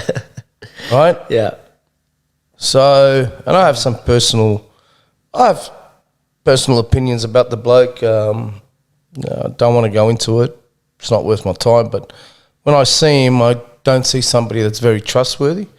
And so that leads to, why would I listen to you reporting anything? Yeah. You know, your actions is somebody that I personally wouldn't befriend in life. Yeah. He doesn't seem down to earth at all. That's he doesn't seem down to earth at all. That's my gut feeling. You know? Look, we are all entitled to happiness. Okay? Yeah, of course. Yeah. But not at the expense of hurting somebody else. It's very important. Right? To turn your back, and I'll bring this up again. This is what made me turn on him. Yeah. As a man. Right? To turn your back on a person that has given her life to you for 21 years. Oh, yeah. Right? You were nothing. Oh, yeah. You were nothing. You were nothing. She helped you get to where you want to get to. To do that to her so publicly, okay? I'm not saying relationships are supposed to last forever. Yeah. I'm saying there should be dignity and respect to someone who has helped you get to the heights that you have got to. And to do that, to especially somebody that has given you children, the mother of your children, to do that so publicly and to look like you just don't care, I said, no, you're not somebody I trust. Yeah, that was the connector. That's what triggered you. Yeah, that's what really ticked me off. Had it been an article, Karl Stefanovic is separated from his wife, and that was it. Yeah. Okay? And he got married again quietly. Yeah. And good luck to him. You're entitled to happiness. You did not hurt her. Yeah. You hurt her personally behind the, that's everybody gets hurt in a breakup. But what happened after that and that big marriage in Mexico, it's like, mate, do you even think for a split second what you're putting her through? Yeah. You know, is this how you say thank you? Sorry, I understand. You could say, thank you so much for 21 years and it was great, but I've fallen out of love. Yeah. It's possible, guys, believe it or not. You don't have to hate your spouse or an ex-girlfriend. But to publicly have all this media circus and you just flaunting it that, you just didn't throw away your wife. You threw away your respect. Yeah, that's right. It's gone. And that's my opinion. That's why I don't like the guy. Yeah. Exactly. I used to think he was pretty funny. Yeah. I used to think, he's quite entertaining, larrikin. Yeah. Now I just see him as a opportunistic, vindictive, like seriously evil human being. Yeah. And he did bite the hand that fed him. Oh, yeah. That's pushed me even further. Yeah. And it's because, I think that speaks to you because it's your, you can relate to it. You can be like, no, that's not what I would have done because I wouldn't be able. My dad would have belted the crap out of me if he was around and I did something like that. Oh, mate, every marriage, I've had the conversation with Jammal. I worship my wife. She's my saviour, hadn't I met her, I don't know where I'd be in my life, but we've had the conversation. I told her honestly, I said, if me and you, what we're entitled to is love, a happiness. Yeah. And if you're not with me because you love me, it's better that you go find happiness. Oh, yeah. And don't stay with me because of the kids or whatever. But we do it quietly. Yeah. And you get the house, you get the bank account. All I ask for is see my kids. Yeah. And I will continue to pay the bills. I'll continue everything because you've given me 21 years, 21 of the best years. And that means I'm indebted to you as much as you are indebted to me. Yeah. But we don't need to be here because for the sake of the kids, we can continue to be. And we both agree. But you know what that's led to? That we work harder at trying to understand each other. Yeah, yeah. So we don't get to that space. Yeah, yeah. But I'd never hurt Jemana, ever. And I would never allow anybody, I'd never gloat about moving on. And she wouldn't do that to me either. We just... Yeah. I've never understood that with people. You know, people in breakups, they're with people, with a partner for years sometimes, maybe a few months. And then the moment something goes bad and they decide to call it quits, they badmouth the person. And I'm just like, every time, every insult that you say to this person, whether you're gossiping with your one of your friends about it, someone you know, it's an insult at you because you were attracted to them. Why are you putting this person down that you were attracted to? And I've never made any sense, you know, because I've had girlfriends in the past. This might come as shock to my audience. A lot of my audience think I'm gay. I love it. It's hilarious because they can't accuse me of being homophobic, which is great. But no, I've had many girlfriends in the past, and if it, you know, especially a clean breakup is very important because this is a moment for both of you to move on and to seek happiness. You want the best for both of each other. You know, and if you are attracted to someone where that's not the case, then you need to strongly consider the reasons why you attracted to them in the first place and be cautious for the next time. You can't just rush into these things like a lot of young people do these days. I say young people, I'm 23, but you know what I mean. But yeah, there's your relationship 101 with Romeo Georges and Joel Jammal, Well, guys. I'll tell you right now, I mean, at the end of the day, the way you hold yourself is more important than it's more beneficial to yourself than it is, you know, trying to hurt someone. I was tell you, like, I was about 23 years old. I was dating a girl. She was great. We had a lot of good times together. Yeah, it was enjoyable, but it ended. You know, like many things did. And when it ended, I moved on. Yeah. Right. She met somebody else, and when he found out that I was dating her, he approached me, and I couldn't believe what he asked me. I just couldn't believe it, and I got very upset. You know, he said to me, "Oh, you know, did you sleep with her?" I said, "What's it to you?" He said, "Did you? I want to know." I said, "What do you want to know for?" He said, "Because, you know," I said, "Look, that conversation is between you and her. And whether she wants to answer that question or not, it's up to her. I got nothing to do with this." Yeah. He goes, "No, but I want to know from you." I said, "And you're not going to get an answer from me." Yeah. Okay? Yeah. You're with her. Yeah. She's a good person. Yeah, Me and her are finished. Yeah, that's right. Yeah. And it was ended then and there. But I was actually very upset that he had the audacity to ask me whether I had slept with her. It had nothing to do with him. Yeah, exactly. And you know, if you really want to be with that person, that question is irrelevant. Yeah. It goes a long way, trust. And once you lose it, it's pretty much game over. You may as well just start the next relationship, honestly. You've got to hold on to that trust. When you start a relationship with a girl, it always helps when you say, look, it doesn't matter what happens between us. It's absolutely private. You know, no one will know about it. You know, because we are a partnership and whatever, and that silence continues after the relationship, even if it doesn't succeed. Nobody needs to know. Yeah, and that way you can have a real crack at the relationship, have a good go at the relationship, because you know that there's not that fear, because there's no, what is that verse in the Bible? There's no fear in perfect love. That's right. You know, there's no conditions in perfect love. No fear, no conditions. It's just, firstly, there's no such thing as perfect love. Yeah, except from God.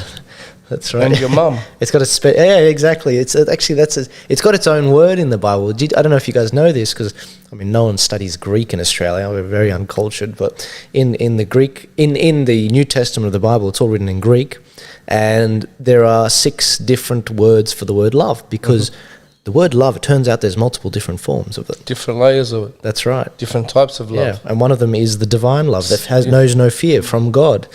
It's unconditional. And in the Arabic language, it's the way you pronounce the word love that determines its definition. Yeah. And who you're saying it to. Like hayate. In English, it means my life. And that also means love. Albe, my heart. That also means love. Right? There's so many words that we use. Ruhe, my soul, But look, at the end of the day, guys, I don't know how we ended up in relationship talks, but I'll leave you with this. a great question. Arguing is a good thing.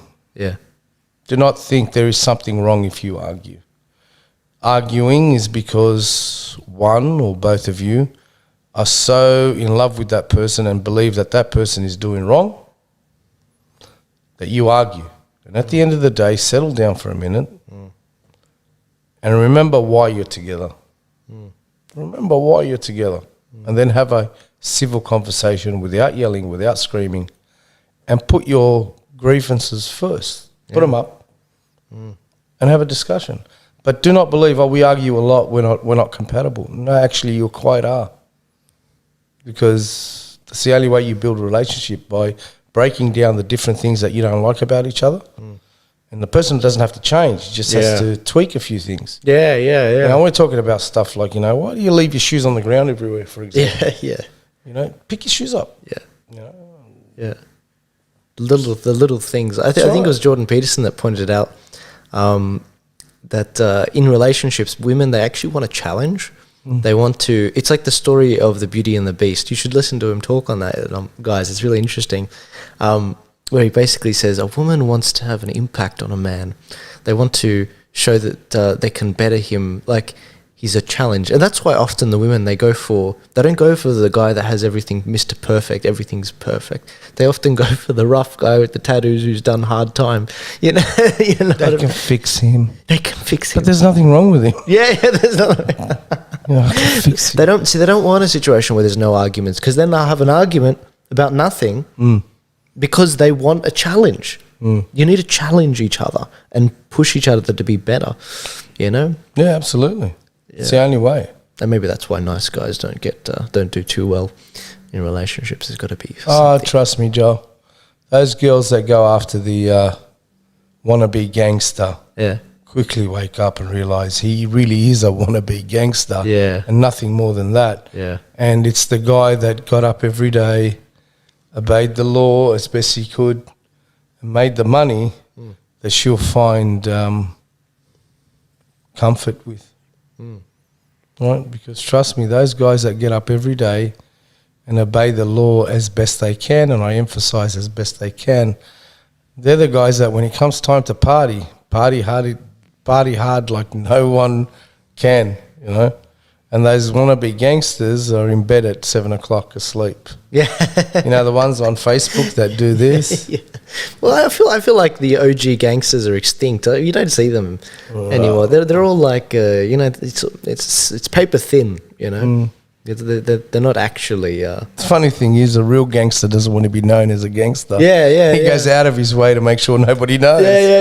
Yeah. You could be standing next to him in the church. Yeah. And and you say... And he's going, I just popped 3 people before I came here. And the guy that's telling you, I just shot 3 people, he's probably one that laid on the ground underneath a car somewhere because a car backfired. That's life. Yeah. A lot of pretenders, a lot of fake people. Yeah. I hope you guys enjoy the fact that me and Joel are true. What you see is what you get. Yeah. We're not gangsters. We're not wannabe gangsters. We're not Agapantha plants. Yeah. I've heard plants make a good living. Plants? Yeah, plants. Of course they would. Yeah, political plants. Absolutely. Oh yeah. So do spies. Yeah. You know, that's your job to infiltrate it, and you deserve to get that. If you're good at what you do, you deserve that money. Yeah. You deserve a lot of it too, because they find out who you are, you're dead. Exactly, yeah. It's like a double spy, mate. You're screwed. Yeah, but in Australian politics, it's called the fly. Yeah? Yeah. Is that right? Yeah, I asked about it, and I said, because I was told once that I was being watched. Oh, is that right? Yeah. That's good. You should say that's good. That's why I put the videos up. And I said, by who? Oh, okay. And how do you know? Yeah. They told me by the Scott Morrison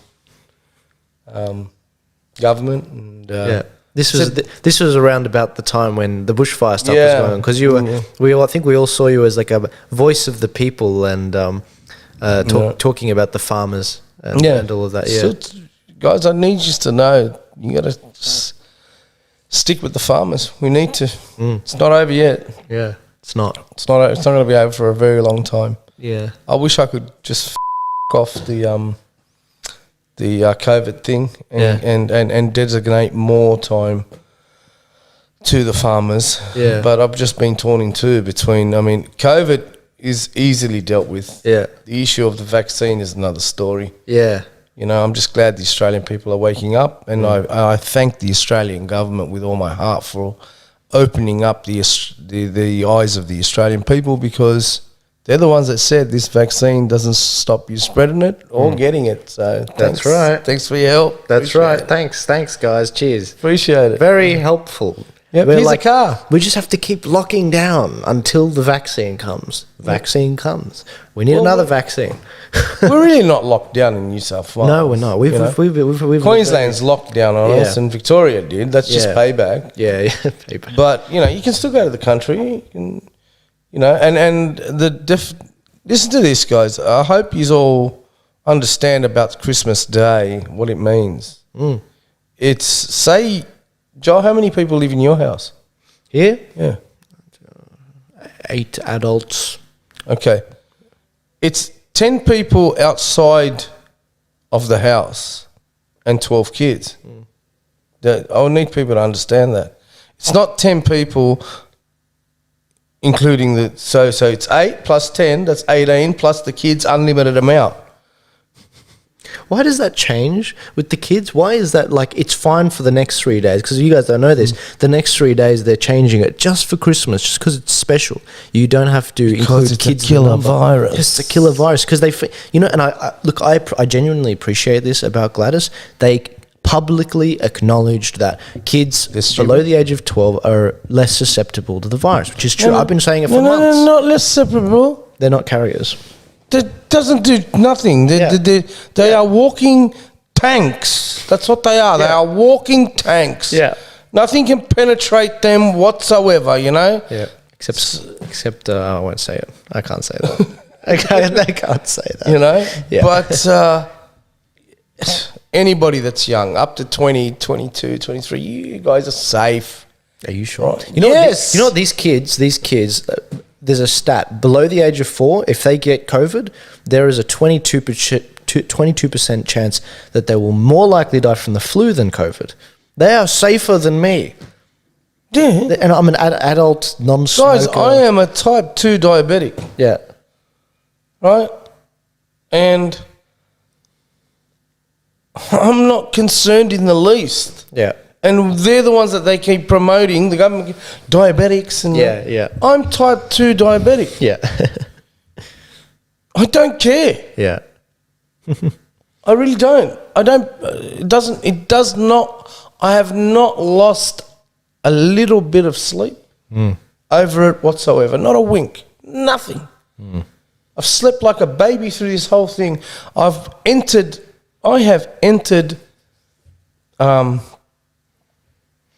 COVID areas to do my work during those lockdowns back then. Yeah. I had to do my work. Lugano, Peakhurst, right? In the eastern suburbs. Yeah. I did not care. Yeah. I saw no one. I did not get it off anyone, and nobody I spoke to knew anyone that had it. Just yesterday, we're driving down Avoca Street through Randwick, and they were lining up by the hundreds. Yeah. every bit of me wanted to roll down the window and just give it to him. Yeah. You know, but I'm representing the company. You don't do that. But I just looked at him and shook my head. I want to remind everybody, okay, this virus is not a killer virus. That's the first myth. Yeah. Okay? It's not. It's weak. It's a fragile. There is a virus called COVID. It is in the family of the flu, under influenza. It is weaker than the flu, right? It is not a killer virus. So, can you imagine every year we line up 44,000, 42,000 and look for people who have got the flu? It's not going to be 8 people. It's going to be in the thousands. Yeah. 86,000 people in the last 2 days. Yeah. And we got 8 and 7, 15. 8 and 7, 15. Yeah. Come on, guys. Yeah. Is it... And what are you supposed to do if it's that deadly? Yeah. Go home.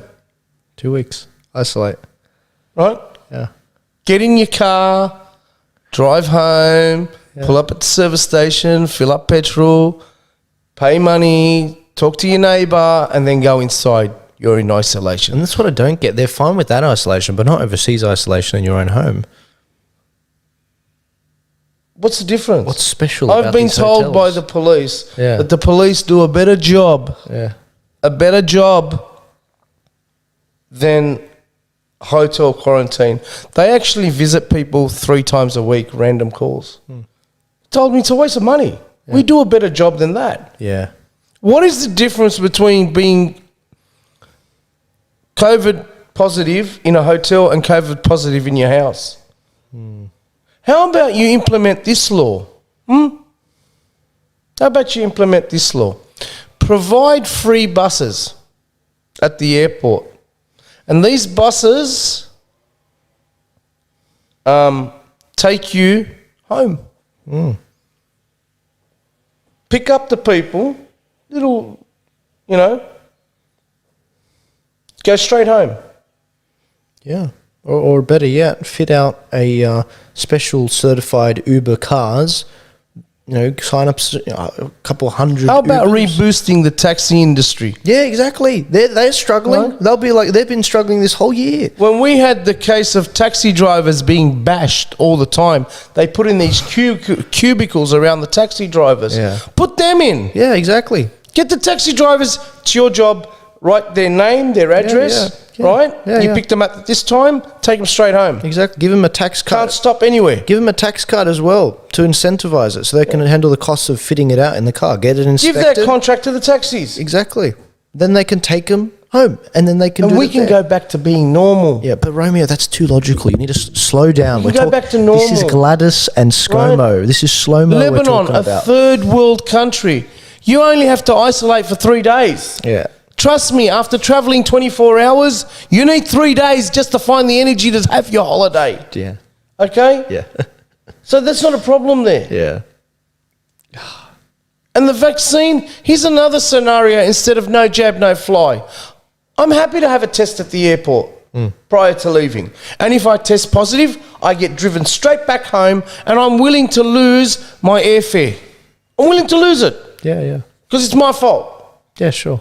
How about we do that? How about you allow us to get back to normal again? Yeah, no, it's too logical. Right? It's too logical. I should have been now sitting with my brother-in-laws. Yeah, I should be in America. What time is it now? You should be in Lebanon. I should be in America Today I landed in Beirut in 2015 and I've kept that tradition. Yeah.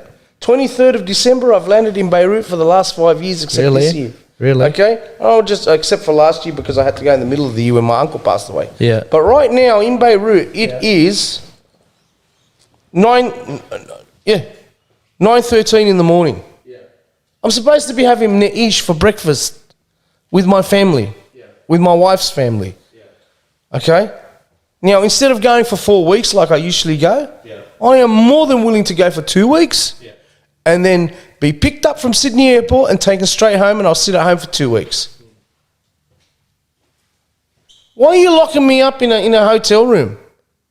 I don't understand. Why are you locking me up in a hotel room when I'm only 15 minutes drive from my house?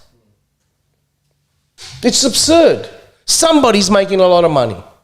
Somebody is making a shitload of money because it's uncool. There is no difference whatsoever, right? With knowing that the police are going to come to my house every week, random days, 3 times in a row, I'm not gonna dare. And put a $5,000 fine. Put a $10,000 fine. Yeah. But we've gone back to normal. Yeah. I'd be in America right now. I was meant to be at the conference Mike Pence was speaking at. Yes, I remember you were telling me. I wanted to go. I wanted to meet the people there. It's going to be very interesting because there's a lot of Australians that, a lot of young Australians that have finished their HSC and they'd normally be on schoolies. This is the first year I'm not going up on a fishing trip I do every year. Oh, is that what you call it? Yeah. No. No, I'm not one of those. I'm not one of those. You're still holding on to that. No. This is a boys' trip. It's just fishing. It's like the middle of nowhere. And I'm purposely not saying where it is because this show has gotten fairly large these last few months. But no, it's we've been doing it since 2011, since I was in year 8. That's how young I am. And we couldn't this year because of COVID. Isn't that just great? Isn't that just lovely? Actually, no, that's a lie, guys. I have to take that back. It's not because of COVID. It's because we had those storms. Those torrential rains they up there. They had like 250 millimeters of rain before we went up. It would have been terrible because it was like camping in a caravan park. So that would have been fun. You camp? Yeah, I camp. Absolutely. Do you glam camp? No. I camp like in a tent. And how do you maintain your eyebrows? You don't. That's the key.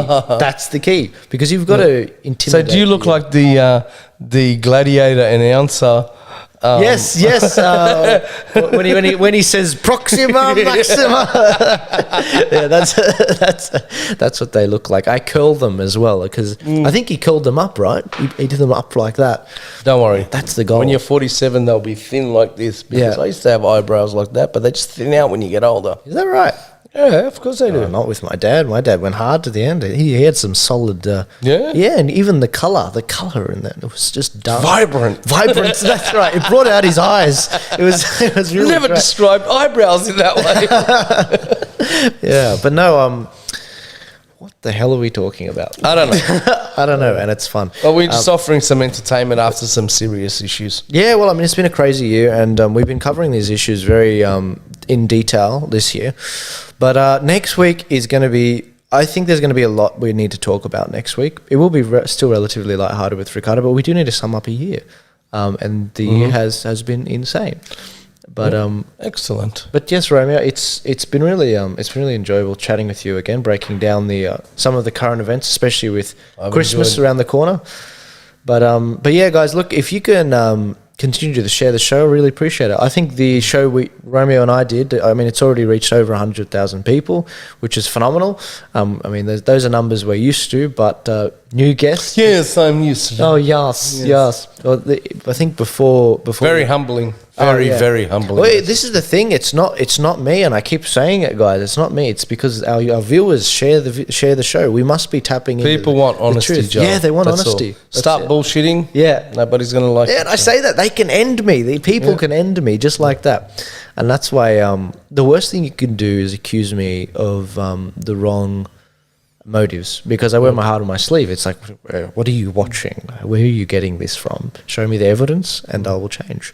But no, they have been very good, and I haven't had a single negative interaction when I meet people in person. That's what's important when you get out. Like when I went to Queensland, oh my God, Romeo, they'd love you so much. They're just beautiful people.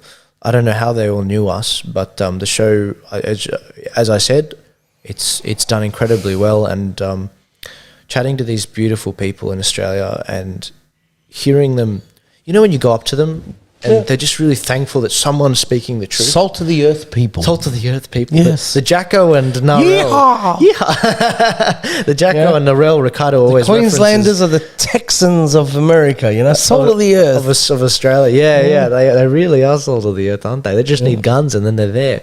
They've got They are very, very nice people. Yeah. I mean, other than when it's state of origin time. Oh, no, that's right. And then something happens to them. Something. You know? It's howling in the night. But I've been up to Queensland quite a few times, mate. I'll tell you what, mate, you're lost. They'll change all your tyres for you. You're walking at night, mate. They're great, like seriously nice people. Yeah. You know, Sydney siders aren't that nice. No, Melbourne, yeah, you know, it's something. Melbourne's okay, but I think Sydney here, there's this rush. I don't have time. Yeah, it's not like that in Victoria. Yeah, they live to work. Only the Greens. Only the Greens. That's it. That's I got to get quickly to the heroin shooter. I got to get up to. I got to get to the Adani mine. We've got to protest. Got to block the roads. The Greens the Greens like that, run that like that everywhere, all over Australia. It's I got to get to the injection clinic. Yeah, whatever it is. But Sydney siders to me is like it's okay to say hello. Say hello. I mean, of course, not all of them, but it's just such a. They live to work. They don't work to live. Yeah. Queensland is not like that. No, it's the opposite. They're actually bludgers. Yeah. but they, like to the sense where we have enough, we're happy, we enjoy life. They're bludgers. You know.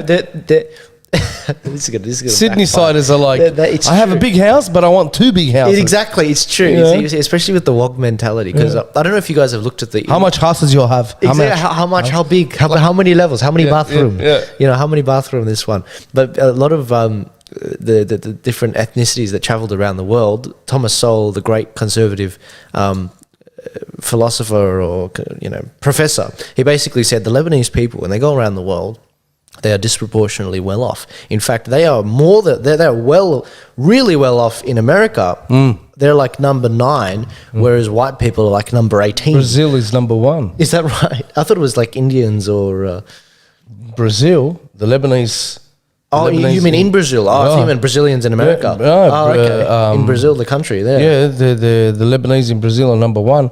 I hire a lot of Brazilians. Yeah. And as soon as they find out that my heritage is Lebanese, it's like, I go, what? They go, you're very rich in our country. Like all you Lebas are rich. Yeah. I said, yes, I am. Not me. I don't know what you're talking about. Yeah. I must have been it's like the New Zealand, you have the Maoris and then you have the outsiders. I must be from the outsiders. But why is that? Why do you think that is? Because I think it's because when you take the culture, and this is why culture matters, if you take people with a certain culture and you put them in a system, in an economic system where they can elevate themselves up the ranks, like in a Western country, the UK, Australia, America, they can elevate. And they flourish. Yep. And that's why. And then they rip you off and piss off back to Lebanon again. Exactly, yeah, that's right. They build bocce houses. Like Carlos, the Nissan CEO in Japan, just rorted them, got the hell out of there. Yeah. Oh, jeez. That's why you got to be careful with lead builders, guys. I'll be the first to admit it. There's some real bocce ones out there. But there's a lot of good ones too. But there's some great ones. But the problem is that we only hear about the bad eggs. But nobody ever wants to gloat about somebody good. Yeah, that's right. They just want to hammer the bad. So. Exactly. Unless they've had a bad experience and they have someone good. I think it comes from a lot of the wealthiest families here in Australia. Yeah, actually have a poverty, not starving, but not that well off back home. Okay. The reason why they came here is because of that. Yeah, so that's that mentality and that drive that I'm in a country where I'm able to. The harder I work, the more I can make. I can have more than just one house. I can have more than just one car, and that just pushes them. Yeah, and they succeed. Yeah, because the hunger is there, the drive's there. Whereas in Lebanon, the corruption, the greed. If you want to get your land title, you have the only way you can do it is through corruption. Everything is corruption. It's disgusting. Everything. Absolutely. Your rego, the rego of your car. You need to know somebody at the RTA and slip them a couple of bucks in order to get your paperwork through, or you could sit there for 4 days, even a week. It's ridiculous. They'll just keep, he's not going to pay, don't worry it's about like it. in Lebanon, guys, I know we talk about politics and we apply the same principles to all these countries, you know, UK, Australia, America. In Lebanon, it is not the same. It's not left and right. Oh, you know, it's not socialism, capitalism. No, this is like corruption. Just sheer It's not left and right, guys, okay? It's actually left pocket, right pocket. That's what it is, left or right. There's no communism and democracy. Yeah. It's you either put it in my right pocket or you put it in my left pocket. Yeah. But either way, you're going to put it in my pocket. Yeah, that's right. You pick. That's right. Yeah. You know? Anyway, we've $40 billion in aid from the United Nations. Not a cent went to the people. Jesus. Not a cent. Not a cent. Nothing. Yeah. No Medicare. No infrastructure. Nothing. No pension. Yeah. Nothing. Nothing at all. You know, if your father's old, you look after him. That's right. You have to. It's the way it is. So, with everything that's happening, guys, I think we should be grateful to a nation like this. But to the imbeciles that tell me, you know, Medicare is socialism. No, it's not. Okay, it's a right that you deserve from every government. So it has nothing to do with socialism. I actually haven't made my mind up on that topic. I still need to look at it. The problem is often when we talk about these topics in different countries, Australia's 25 million people. In America, the same system might not work with 30 times the amount of people, 20 times the amount of people. So I'm not going to pretend I've read into it. I actually think that I need to look into it more. And it exists because of the structures of capitalism. Yeah. Right? Yeah. The benefits, why do socialism, I mean, we're about to finish up, but I just want to end up. Why is everything that you're entitled to that should be free, like education and healthcare, automatically it's a socialism policy? No, it's not. Because if your nation isn't making money, right? And your people aren't getting taxed. Yeah. And that tax isn't being put back into the system to make our life better, where are you going to get the money from? That's right. So if you don't have capitalism with investments and growth, then being able to get taxed, which gets put back into the government, which is supposed to represent the people, I don't care. That has nothing to do with socialism. Education and medicine and Medicare should be free. Yeah. Don't care. You know, it has nothing to do with socialism at all. Yeah. Right? Even Cuba, right? And all these communist nations, the only reason they have that system is because somebody's giving them money. Because they're not making any money, but because they're loyal to some communist nation, that communist nation gives them money. Here you go. Yeah. Here you go. Keep spending on your people, but you stay with us. Yeah. Yeah, I need to look into it. What we have here works very well because I think that, I mean, obviously there's long wait times for this specialized things, but when you look at things like, I don't know, you know, if you want a bit better coverage, you can always go private if you got a bit more money. There is no difference between the care that you get through the public system and the private system. I don't know. No. Not my experience. There is only one thing. You get your own room, mate. I tore my intestines many years ago. I had an injury at work, and something happened. And I didn't know what the pain was. I actually ripped my intestines from where they're supposed to be, and I went through the public system because it was, you know, emergency and all that. I was treated beautifully. My father had private insurance, right? I found him, I went visiting him in a hospital once. He wasn't being looked after that well, right? Then he was cutting timber and the circular saw ran up his arm. Oh, wow. So he just didn't need stitches, he needed plastic surgery. Yeah. He did it through the public system. Yeah. He's treated like a king. Awesome. Good for him. I don't know. I believe this. I've cancelled all my private insurance. I don't need it. Yeah. Don't want it. Yeah. right? Gap and no gap. Yeah. That's a rule. There should be no gap. If you pay $500 a month Yeah. for private insurance, why are you paying a gap for? I'm insured, pay it. You're still going to take $500 off me every month or $1,000 every month to insure my family. Then you still want me to pay a gap? Yeah. Yeah. I'm not sure. It's like, okay, your house gets knocked down. You put a claim in. They come in after you paying all the money. They say, right, we will only build 88% of your house. You have to finish the rest. Hold on. Hold on. Yeah. My house is fully insured. Why are you only paying 88% of it? Yeah. I don't have 12% left. I don't have anything. My house got burnt. Yeah. Exactly with the health system. Pay all this money, then you have to pay a gap. Yeah. Yeah, I'm not sure. No, I need to look into it. This is a topic I'm not. It's not like climate change. I've had time to go through climate change and do all the research there. This is one where I'm like, I just don't know. I've got a lot of anecdotal evidence. I got a lot of, data I still need to go through. But yeah, it's a big topic, and it's not simple. It's certainly not simple. Healthcare is fickle. No. Don't play their game, Joel. Everything is simple if you put your mind to it. Oh yeah. If you want to complicate it, Yeah. it'll be complicated. If it's simple, it's that simple. No, that's how I think. I say it's complicated because they've made it complicated. That's my point. The bureaucracy with all of this, it's ridiculous, and no wonder these things get weighed down. But we should end the video because these cameras are going to cut out very soon. Okay. I think. But Romeo, this has been awesome. This has been a pleasure to talk with you. I hope you don't get arrested on Christmas Day with your family if you're having too many people. But I don't care. I will pay it. Gladys, I'll pay it. I'm Leb. I'll pay it. yeah, yeah. Get out of my face. I want to eat, drink with the people I love. Yeah. And the people I live with and I visit.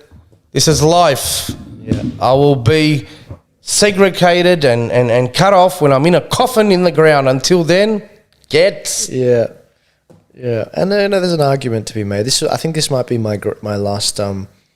This maybe it's bad to say that. This might be my last Christmas with my grandmother. She's been very sick. I'm sorry for that, Joel. That's all right. She's lived a very long life, and she's loved by her whole family. And we want to do this. We want to see her, and it's very important. And I can imagine there's a lot of families out there that want to do the same with their parents. They don't want, of all the times in the year, us Lebs, we work very hard. We keep our head down when we work hard throughout the year, and when we party, we party. Look at the weddings; they go off. Anyone that's been to one before, 800 people, no worries. That's average, average size wedding we sort of do. Well, Christmas and Easter, they're the times where your most fondest memories are created. And so for the government to be like, no, only 10 adults and unlimited kids, it's like, come on, man. They can say what they want. It ain't going to happen. Okay? It ain't. I can tell you there is a street in a certain area, and I ain't going to name the street, nor am I going to say the area. But fireworks have been illegal in New South Wales for 20 years. They put on a show that can match the Harbour Bridge. Yeah. That's all I'm going to say. Look, take your laws and get the hell out of here. When it comes to time to celebrate Christ, the birth of Christ, and enjoying good food with my family and friends, well, look, only God can stop me. So take your ass and get to the church. Get out of here. That's right. Yeah, when laws become enemies of men, men become enemies of laws, and that's what they're asking. Simple as that. That's it. So we don't have an appetite for this in New South Wales. You can take the lockdown and shove it where the sun don't shine. I'm not interested in getting more phone calls from people who know someone that's about to commit suicide, and we know people, or not get their medical checkups because they're too scared to go and get checkups. So, Gladys, you're a public servant. Appreciate what you're doing. Don't appreciate a lockdown, and definitely not a mask mandate. But let's end mandate. Yeah, let's end the show there. Romeo, it's been an absolute pleasure. I hope you have a great Christmas. Merry Christmas, Joel. And thank you. And thank you again for coming on the show. I can't wait for next week. I absolutely love it. Love spending time with you. It's great. What can I say? Have a great Christmas, you and your family. I hope you can get to enjoy your grandmother as long as possible.